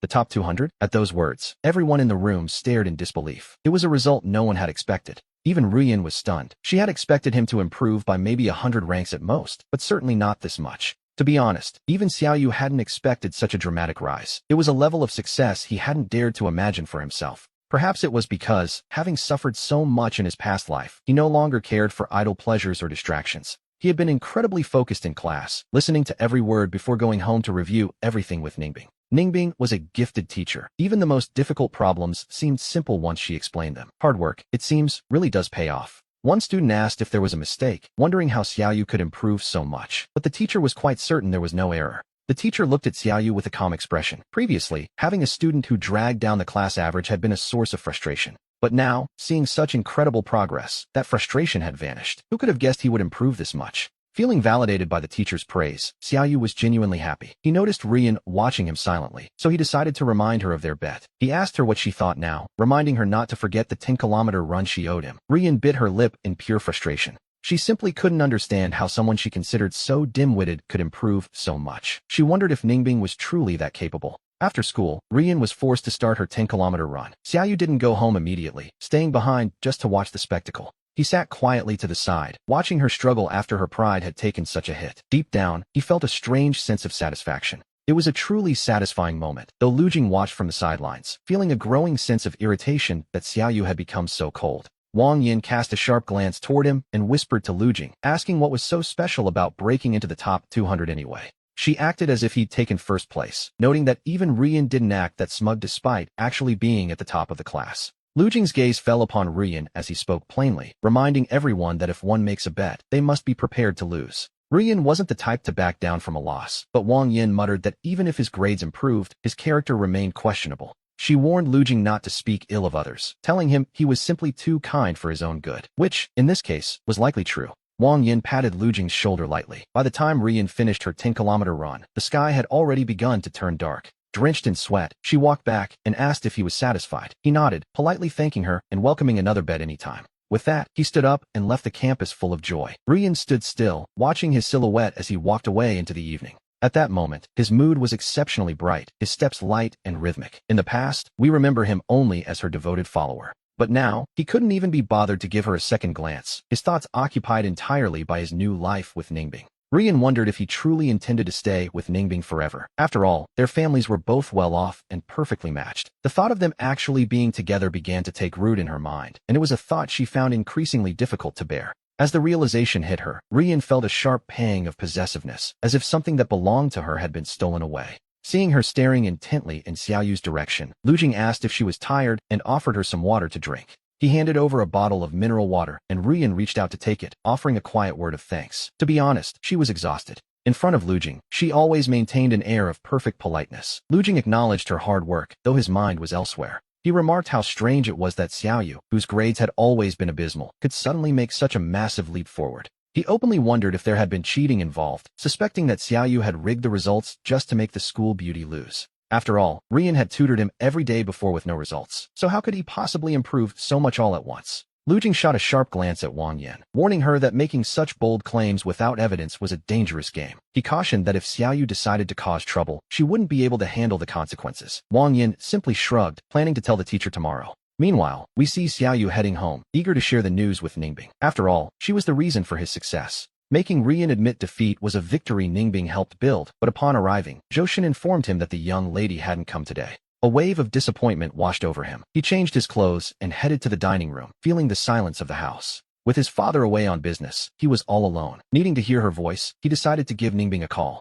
At that very moment, Ningbing was swimming at her estate. A maid approached the pool, softly announcing that she had an incoming call. The figure in the water seemed not to hear it first, until the maid added that it was Jiang Xiaoyu calling. Suddenly, Ningbing surfaced. She stepped gracefully out of the water as the maid hurried forward, wrapping a soft towel around her shoulders to ward off the chill. As Ningbing picked up the phone, the stern expression she usually wore vanished, replaced by a flicker of genuine warmth. Her voice softened as she answered, asking if he was busy or if she was perhaps interrupting his evening. Xiaoyu explained he had just been swimming and called because he heard she hadn't visited today, wanting to share some news. He couldn't hide his excitement as he told her his grades had skyrocketed, landing him in the top 200. Quite an achievement, really. He described how Ruiyan had to run 10 kilometers, admitting that seeing her pride take a hit felt incredibly satisfying. Ningbing listened quietly. She moved to a lounge chair, patiently letting him share his joy. It was a rare moment of simple, shared happiness between them. After a while, he asked if she was still there. She offered her congratulations, and he wondered again if he was bothering her. She assured him it was fine and that she was free. He then noted how hard she had been working lately, tutoring him every single day.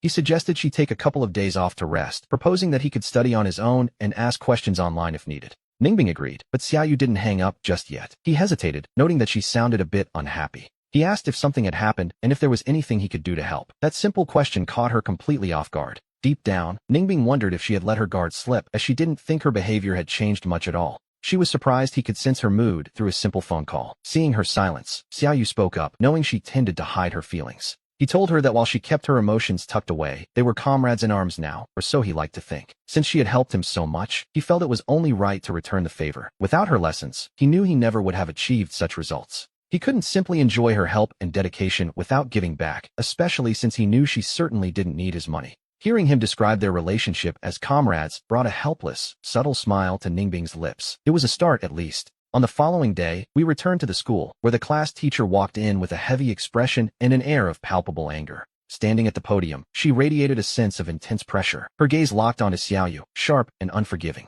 She ordered Xiaoyu to stand up immediately. He complied, staring back at the teacher with a look of genuine confusion. The teacher announced that someone had reported him for cheating on the monthly exam, asking if he had any explanation for his sudden success. At the mention of cheating, Xiaoyu glanced around the room, finding every eye in the class fixed squarely on him. He noticed Wang Yan sitting next to Liu Jing, her face practically glowing with a smug, triumphant smile. He turned back to the teacher with a serious expression.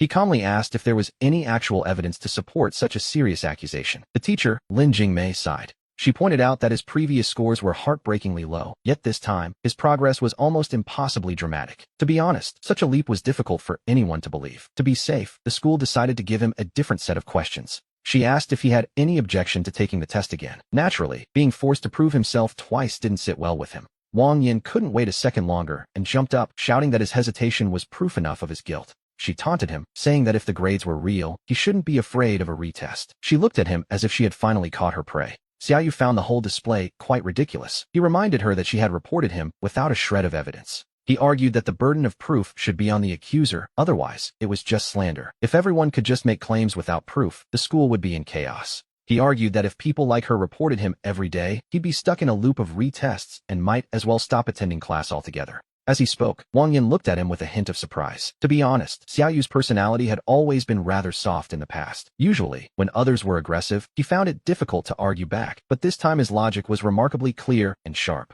She wondered if this was even the same person. Having known him for so long, she thought she understood him, but now he felt like a stranger. We see him fighting back with sound reasoning, yet the teacher insisted that it wasn't surprising people were questioning his sudden leap in grades. She maintained that making him take the test again was actually for his own benefit, as it would be the only way to prove his innocence. She suggested he wouldn't want everyone whispering behind his back forever. Seeing the teacher's persistence, it was clear she didn't believe in his merit either. Xiaoyu smiled and told the teacher that while he could certainly take the exam again, he found the situation quite insulting. He felt that being doubted without any evidence was utterly ridiculous, especially coming from a classmate like Wang Yin. He questioned her motives, noting that if he scored even better next time, she would likely just find something else to complain about. Since she chose to report him without a shred of proof, he felt she should have to pay a price for her baseless accusations. He proposed a deal. If he proved he didn't cheat, she should be expelled. The mere mention of expulsion made the room go silent. The class teacher hesitated. Since Wang Yan's grades were generally better than Xiaoyu's, the teacher naturally harbored a bit of bias toward her.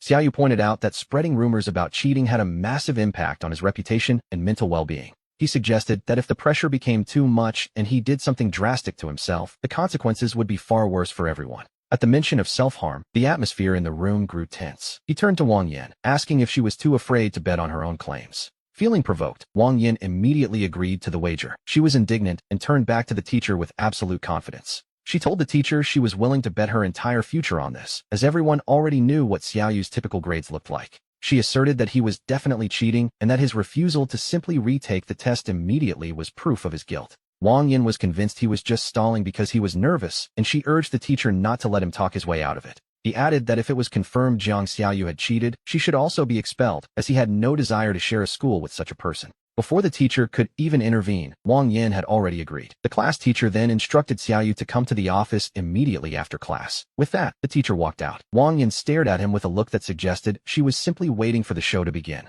Meanwhile, Liu Ruiyan watched him, clearly stunned that he would actually stake his entire education on a gamble like this. She couldn't help but try to advise him, asking if he was truly certain about the bet, noting that being expelled for cheating would be far more humiliating. She suggested that if she were in his position, she would simply admit her mistake to the teacher, as a monthly exam wasn't such a massive deal. She claimed that if his apology was sincere enough, she could even plead with the teacher on his behalf. After all, his desire to beat her was already clear. She noted he had already watched her run 10 kilometers, so she was willing to let things go. We see her acting as if she only had his best interests at heart. He looked at her, remembering how she had been acting cold and distant lately, only to suddenly show up now with this facade of concern. He curled his lips into a smirk, pointing out that she clearly believed his grades were fake, which was the only reason she was advising him now. He told her that instead of lecturing him, she should go talk to her good friend Wang Yin instead. To be honest, the hypocrisy was hard to ignore. While Wang Yin was the one speaking up, Liu Jingyan wasn't innocent either. He was simply used to playing the role of the puppet master from the sidelines. Xiaoyu knew exactly what kind of person Liu Jingyan had been in his past life. He saw through the act perfectly this time around.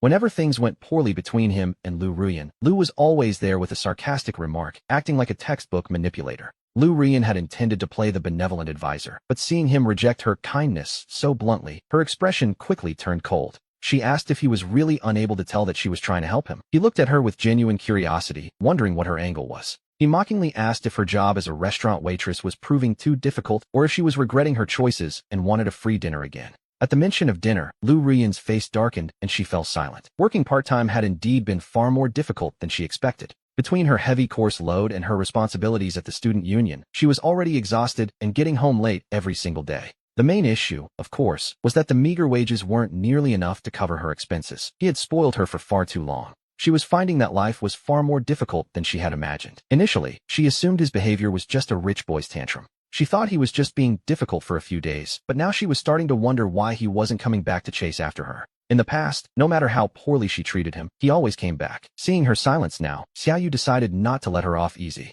He curled his lips into a smirk, asking if she was still waiting for his anger to fade so he would pathetically return to coax her. He admitted he could understand her struggle. After all, he had once been used to a lavish lifestyle before being kicked out of his home. The memory of being penniless was etched into his mind. If one has always been poor, perhaps the struggle is easier to bear. But once you are accustomed to luxury, returning to a life of poverty is a special kind of agony, a feeling he knew all too well. Back then, he spent every night lying in bed, lost in a fantasy. He would imagine a moment that never actually came. He had hoped Liu Ruiyan would suddenly realize he was innocent, forgive him, and take him back. But reality, as we know, is rarely so kind. He waited and hoped until the day he died, yet she never believed him. Instead, he only watched her marry someone else. He eventually learned the truth of how she framed him. He knew Ruiyan's life couldn't be easy now, regardless of how long he had supported her. He told her quite bluntly that he didn't need her pity. Ruiyan pressed her lips together tightly as he continued his verbal assault. He warned her that if she expected him to come crawling back, she was living in a dream. To be honest, it was a total delusion. He suggested that if she wanted him back, she should try begging. Perhaps then, out of pity, he might throw a little money her way. He spoke these words with a smile, though his heart remained cold. He had no intention of actually forgiving her if she begged. However, he found the idea of seeing the arrogant Liu Ruiyan pleading at his feet quite appealing. She was simply too prideful. She had caused his miserable death in his past life, and he wasn't about to let her off easily in this one. Revenge, after all, is a slow process. He decided it was better to give her a flicker of false hope. Ruiyan told him to keep dreaming, her voice turning icy as she spoke. She refused to look at him again, but he wasn't in a hurry. Once class ended, he made his way directly to the teacher's office. In addition to his class teacher, the dean and 2 other instructors from the same grade were already waiting for him. They prepared a fresh set of questions for him to answer, and once he finished, several teachers gathered to grade the papers together. The results were clear. His performance was genuinely excellent, proving beyond a doubt that his previous exam scores weren't just a fluke. His homeroom teacher looked at him with surprise, admitting he clearly hadn't cheated, though she wondered why his past grades had been so poor. Recalling how he had once lost his head over Liu Ruiyan, he simply explained that he used to be immature and never took his studies seriously. He claimed his family had recently hired a new tutor, and the results, as we can see, were quite remarkable. He noted how precious school days are, being one of the few places where things are relatively fair and effort actually leads to rewards. Once you leave school, he mused, you realize just how cruel society can be. A little later, he returned to the classroom with the faculty. The homeroom teacher and the dean announced the results together, confirming he hadn't cheated. Naturally, Wang Yan's face was a mask of panic. She couldn't believe it. How could he not have cheated? The teacher's expression remained cold as she addressed the class's toxic atmosphere. She reminded them that classmates should help one another, yet their baseless accusations against a student who improved were deeply discouraging. She expressed her hope that everyone would learn from this mistake. To be honest, it was a lesson long overdue for some. He looked at Wang Yan, reminding her of her promise to drop out. He asked if she intended to go back on her word now. He mocked the idea that someone would fail to stand by their own words, suggesting she should avoid making bets in the future. Seeing her friend being cornered, Liu Jingyan stepped in to play the peacemaker, telling Xiaoyu there was no need to be so harsh. She claimed Wang Yan only had his best interests at heart, fearing he had taken a wrong path, and insisted there was no malice intended. She begged him to give her another chance. As soon as Liu Jingyan spoke, the other students chimed in, agreeing that dropping out was too extreme. He curled his lips into a smirk as he looked at those judgmental faces, all of them speaking as if they weren't the ones being wronged. It seemed they were all too eager to give Liu Jingyan face, treating whatever she said as the absolute truth. He turned his gaze toward Liu Jingyan and suggested that if she felt so sorry for her friend, perhaps she should drop out in her place. Liu Jingyan pressed her lips together and stared at him, her eyes quickly filling with tears as if she were the one being bullied. His blunt response caused a stir, leading the others to point fingers at him, arguing that Wang Yan was the only one who offended him, not Liu Jingyan. They asked why he was attacking her, reminding him that Jingyan usually spoke up for him and treated every classmate with the same kindness. Seeing everyone turn against him, he simply curled his lip into a smirk, doubting whether her equal treatment was truly as noble as it seemed. He asked if she would have spoken up for him if he were the one being expelled. She quickly insisted that of course, she would have helped him. She claimed she had always told the other students to be nicer to him. Honestly, he found her saint-like act increasingly difficult to stomach. Turning back to Wang Yan, he told her that if she didn't want to drop out, fine. It just proved she was someone with absolutely no integrity. He offered an alternative. If she wouldn't leave, how about running 20 kilometers instead? Wang Yan stared at him, convinced he was purely malicious. 20 kilometers? To her, that felt like a death sentence given her lack of athletic talent. He told her if she couldn't do it, she should just quit school. He let out a cold snort and sat down. To be fair, whether Wang Yan stayed or left didn't actually change his life much. However, he knew that without a punishment, everyone would think they could walk all over him. She had to pay some kind of price. Wang Yan finally agreed to the run. He added a condition. While running, she had to shout an apology at the top of her lungs. She had to admit she falsely accused him and that he hadn't cheated, ensuring everyone knew what she had done. She asked if he was being too cruel. She worried about losing face in front of the entire school, but he countered that compared to what she tried to do to him, he was being quite merciful. After class, Wang Yan began her 20-kilometer ordeal to trade for her spot in school. She really had no other choice at this point. And he didn't just leave her to it. He sat on the nearby steps to watch her, not intending to let her skip even a single lap. Her stamina was nothing like Liu Ruiyan's. She ran slowly, and having to shout while running meant she was soon on the verge of collapsing. Liu Jingyan approached him then, pleading for Xiaoyu to let it go, claiming that Wang Yan had already realized her mistake. She argued that Wang Yan wasn't athletic and that finishing the distance might actually kill her. He asked if that meant his life mattered less. He asked if it would have been fine if their rumors had driven him to the edge instead. She simply replied that he was perfectly fine now. She claimed he wasn't the type to do something drastic. He shifted his gaze to Liu Jingyan's face as the afternoon light hit her. As she stood against the light, her face was cast in shadow, giving her a somewhat superior and untouchable appearance that triggered a dark memory. He remembered how, before his tragic death in his past life, Liu Jingyan had specifically called him just to mock his desperate actions regarding Liu Ruiyan. We don't know if Jingyan was directly involved in the plot, but he certainly knew everything. They had worked together to destroy him back then. And yet, here she was, calling him excessive. The sheer nerve of it was staggering. He wondered how long she intended to maintain this harmless persona. He asked if she truly expected him to be like the other students, blindly following her lead and pampering her every whim. To be honest, those days were over. He told her that if she was so dissatisfied, she could go run for Wang Yan herself instead of standing there making empty, sarcastic remarks.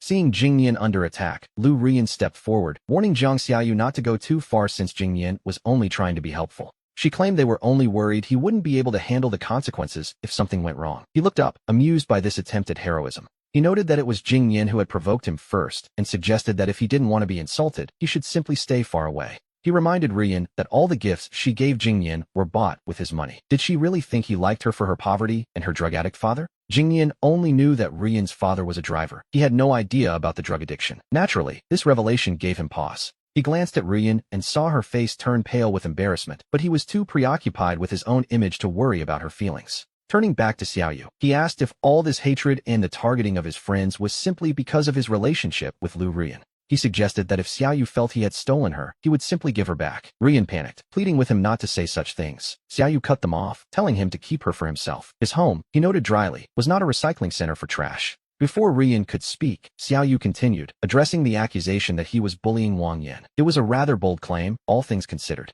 He pointed out that the entire school knew she was the one who bullied him. In his eyes, he was being incredibly magnanimous right now. If she didn't want to run, she could drop out. He wasn't stopping her. He admitted that he used to care about being seen as a good person. He had tried not to bully anyone, only to end up as the victim. In this new life, however, he only cared about living comfortably on his own terms. He no longer cared what others thought of him. Seeing that he was beyond their control, Liu Ruiyan turned back to Liu Jingyan with a sigh. Ruiyan told Jingyan that they shouldn't worry about someone like that, claiming that if anything happened to Wang Yan, Xiaoyu would regret it soon enough. She urged him to leave, pulling Liu Jingyan away as they walked past Jiang Xiaoyu. Meanwhile, Wang Yan's lack of stamina finally caught up with her. After running 10 kilometers, she collapsed, prompting Ruiyan and Jingyan to call for help and have her rushed to the hospital. Naturally, Xiaoyu followed them there. At the hospital, Ruiyan gloated, asking if he was happy now that this had happened. To be honest, he was perfectly fine with the situation. He saw no reason to be upset. Instead, he picked up his phone and called the hospital director to ensure the best doctors were assigned to the case. He then covered all the medical expenses himself. Originally, Ruiyan and Jingyan had hoped to use Wang Yan's collapse as leverage against him. But with the bills paid and the best care provided, they were left speechless. Later, we see Jingyan waiting in the room as Wang Yan finally woke up. He asked if she was all right, gently patting her shoulder with a tenderness that seemed almost performative. It was a touching scene in its own way. When he asked how she felt, Wang Yan began to play the victim, claiming that she felt uncomfortable all over. She was quite the actress. Xiaoyu, however, was just standing there casually drinking a carton of milk. He noted that the specialists had already finished their examination. He informed her that she was perfectly healthy, just out of shape, and suggested she exercise more, starting with the remaining 10 kilometers tomorrow. Wang Yan stared at him in disbelief. She had actually fainted, yet he was still fixated on making her finish the run. It seemed almost cruel. She asked if he was trying to drive her to her death. He simply told her to relax, as he had no intention of letting that happen. He assured her that if she fainted again, the entire hospital staff would be at her service. Seeing her face turn red with anger, he just smiled. He raised an eyebrow and asked if she was planning to back out, suggesting that if she couldn't handle it, she could always just drop out. She told him he was going too far, but he simply mentioned that he knew both of her parents worked at the Jingtian group. Hearing him bring up her family's private business, Wang Yan's eyes widened in shock. She demanded to know if he had been investigating her. He didn't deny it, simply asking, "What if I have?" Cornered and with her fists clenched, she finally relented, promising to finish the run tomorrow. He told her he was glad to hear it. Since the medical bills were already settled, he reminded her that as long as those kilometers remained, Even if she were on the brink of death, he would have the doctors bring her back to finish. With that, he walked out, leaving Ruiyan staring after him. As he watched Xiaoyu leave with that cold expression, Jing Yan's brow furrowed in concern. Wang Yan, however, was perfectly fine. After some rest and in 4-drip, Jing Yan and Ruiyan finally headed home. But Xiaoyu wasn't finished for the day. Once home, he took photos of the medical bills and the hospital's official diagnosis and posted them directly into the class group chat. Having seen far too many people faking injuries for sympathy, he wasn't about to leave any room for leverage. Only after handling all of that did he finally lie down to rest. The next day, we see that Wang Yan obediently went out to finish her 10-kilometer run. After this little ordeal, she didn't dare act as arrogant as she had before. Deep down, she was terrified of what else he might know. Even if she was simmering with resentment, she only dared to grumble behind his back, never again trying to boss him around to his face. The rest of the students also began to treat him with a new sense of caution. They had all seen exactly what happened to those who crossed him. It helped, of course, that he was incredibly wealthy, so wealthy that if you offended him, he'd pay your medical bills just to keep you running. No one called him a lapdog anymore. They stopped mocking his grades as well, but instead, they began whispering behind his back about his supposed relationship with an older woman. The rumors even reached the school forum, and someone, whoever they were, had even posted his photo along with the gossip. To be honest, it was quite a mess. By the time he saw it, the thread was already filled with replies. It seemed they didn't dare target him in person, so they retreated to the safety of the internet. After all, it's much easier to be brave when you're hiding behind an anonymous username. On Monday afternoon, as Xiaoyu was leaving school, he noticed 2 rather beautiful young women standing at the gate. Judging by their uniforms, they were likely from the prestigious First High School. People were whispering about how pretty they were, identifying one as Lan Yingying from the First High Tennis Club. Previously, Xiaoyu's world had revolved entirely around Ruiyan, so he had never really paid attention to anyone else. He had heard the name Lan Yingying before, but he couldn't quite put a face to it until now. Taking a proper look at her, he noted she had a great athletic build, but in his eyes, she was still a far cry from the beauty of Bai Ningbing. He couldn't help but wonder how he had been so blind in his past life to ever reject Ningbing. Now, looking back at her, he realized that she was truly in a league of her own, standing out no matter who she was compared to. His driver was already waiting at the gate, but as he prepared to get into the car, Yingying stepped forward to block his path. She stared at him with a look of pure curiosity and asked if he was Jiang Xiaoyu. He simply looked at her and asked who she was, noting that they didn't exactly have a history together. At that, Yingying gave a faint, knowing smile. She curled her lips into a smirk, mentioning that the school forums were buzzing with news about him, rumors that had even reached her school. People were saying he wasn't someone to be trifled with, and the story of how he disciplined Wang Yan had been told with quite a bit of dramatic flair. Xiaoyu found the whole thing rather amusing and didn't get angry. He calmly looked at her and asked if her name was Lan Yingying. Yingying was visibly startled, staring at him as she wondered how he knew her. She even joked that he hadn't fallen for her, surely. She claimed she wasn't the type to just go out for dinner, clutching her chest as if his merely knowing her name was some sort of unwanted advance. Xiaoyu looked at her narcissistic display and couldn't help but find it ridiculous. He dryly asked if her family was too poor to afford a mirror, offering to give her some money to buy one and take a good look at herself. The idea that he would be interested in her was, in his view, quite a stretch. After saying his piece, he simply turned and walked away. Lan Yingying felt her pride take a hit from such a blunt insult, shouting after him about how rude he was being, insisting she was actually quite pretty. He ignored her completely and got into his car. Left behind, Yingying's smirk returned. She noted his name was Jiang Xiaoyu and vowed to remember this. Imagine her surprise at being called ugly. Meanwhile, when Xiaoyu arrived home, we see that Bai Ningbing had finally returned. He had disappeared for several days, and now that he was back, Xiaoyu found himself feeling unexpectedly warm toward him. Asking if he had finished his business, Xiaoyu caught a glimpse of him and realized, once again, just how handsome Ningbing truly was. He admitted he thought Ningbing had found tutoring him too tedious to continue. He'd even tried other teachers, but none were as efficient. Ningbing quietly explained that he hadn't quit, he had just been a bit overwhelmed with personal matters lately. Xiaoyu told him there was no need for explanations. He was just happy Ningbing was back to help him with his studies. He encouraged Ningbing to handle his own affairs whenever needed. After all, in his past life, Ningbing had looked out for him until the very end. Compared to how poorly he had treated Ningbing back then, a few days of absence was nothing worth mentioning at all. Ningbing gave a small nod of agreement, suggesting they get to work, and the two of them headed into the study together. Having missed several days of lessons, Xiaoyu had a pile of questions ready, and Ningbing sat quietly by his side as he worked. He had naturally seen the news online and was initially quite worried, wondering if Xiaoyu would be heartbroken over the rumors. However, seeing Xiaoyu in such good spirits, he decided to keep his concerns to himself. Just then, Bai Ningbing's phone buzzed with a message. He flipped open his phone and glanced at the screen. It was a message from Lan Yingying. It seemed she was still reaching out to him. Even though Ningbing had already given Xiaoyu his word, Xiaoyu still worried he might change his mind. After all, Ningbing was known for being a bit unpredictable. Ningbing simply replied with a short message before turning to Xiaoyu, mentioning he had to visit Xiaoyu's school later that week. Xiaoyu looked at him with surprise, asking what business he had there. It turned out there was a tennis match being held at the 8th middle school gym. Xiaoyu immediately offered to go and cheer for him. Hearing this, Ningbing gave a small, quiet nod of approval. He recalled how, in the past, every time he saw Xiaoyu, the boy was always trailing behind Liu Ruiyan, his eyes fixed only on her. It was as if Xiaoyu couldn't see anyone else. Perhaps he had never even noticed Ningbing at all. But now, hearing that Xiaoyu wanted to cheer for him, a faint, almost imperceptible trace of joy touched the corners of Ningbing's mouth. The match was set for Thursday afternoon. Even before it began, the school was already buzzing with excitement. Students were whispering about the high level of the girls' tennis team. Some mentioned that Lan Yingying had visited the school and was incredibly beautiful, though others were quick to disagree. They argued she couldn't compare to Liu Ruiyan, who was the total package, excellent grades, a great tennis player, and stunningly pretty. Naturally, Ruiyan had a massive following at school. Meanwhile, Liu Jingyan had been in a foul mood for the past few days, feeling quite restless. The revelation Xiaoyu made about Ruiyan's father being an addict weighed heavily on her mind. She knew exactly how destructive that could be. Xiaoyu looked at his own reflection. In the past, if Ruiyan had a match, he would have been the first one there, organizing a cheering squad for her. Looking back now, such behavior seemed utterly ridiculous to him. Because of the rumors about him and an older woman, the others ignored him. While everyone else was busy cheering for Ruiyan, some students began discussing whether Ningbing from the first middle school would show up. Ningbing was, after all, the only student whose exam scores consistently ranked higher than Liu Ruiyan's own impressive marks. His name had left a deep impression on everyone. Most assumed he wouldn't come, given his reputation for being quite distant. He rarely participated in competitions, so catching a glimpse of him was considered a rare event indeed. As we see the others discussing Ningbing, Liu Ruiyan's expression darkens, her discomfort plain for all to see. Her gaze slowly drifts towards Xiaoyu, and seeing him buried in his books, she feels a flicker of irritation.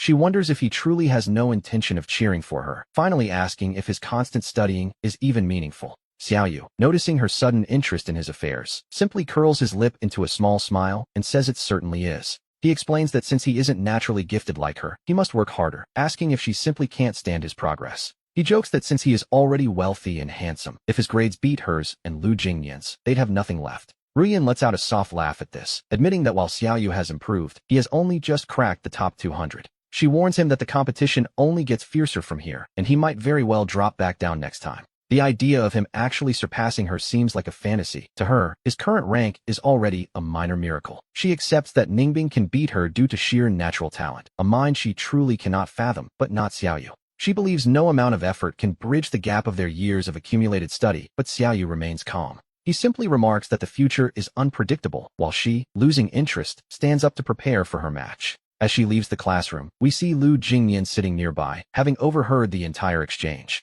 Her fingers tighten instinctively, yet she manages to keep her composure as she approaches Xiaoyu with a question. She asks if he wants to join them in cheering for Ruiyan, a generous offer, or so it would seem on the surface. Ever since Xiaoyu cut ties, the flow of gifts to Ruiyan has stopped, and Jingyan has felt the loss personally. She feels it is essential to pull him back into their circle. They simply cannot afford to be strangers. If Xiaoyu continues to pine for Ruiyan, he will continue to spend money on her, keeping their lifestyles comfortable. Currently, Ruiyan is exhausted by part-time work, barely earning enough to support herself, let alone their previous habits. Every day, he has to escort her home, living a life that is worlds apart from the days when Xiaoyu supported her. When Xiaoyu hears Jingyan's suggestion, he refuses immediately, asking why he should bother going at all. Jingyan insists that Ruiyan is actually quite good to him, claiming she often speaks well of him behind his back. She argues there's no need to be so stiff, but Xiaoyu just looks at her, remembering his past life's mistakes. Back then, to marry Ruiyan, he handed over his family business, while Jingyan constantly whispered sweet lies in his ear. She had acted so magnanimous, pretending she didn't care if Xiaoyu competed with her for Ruiyan's affections.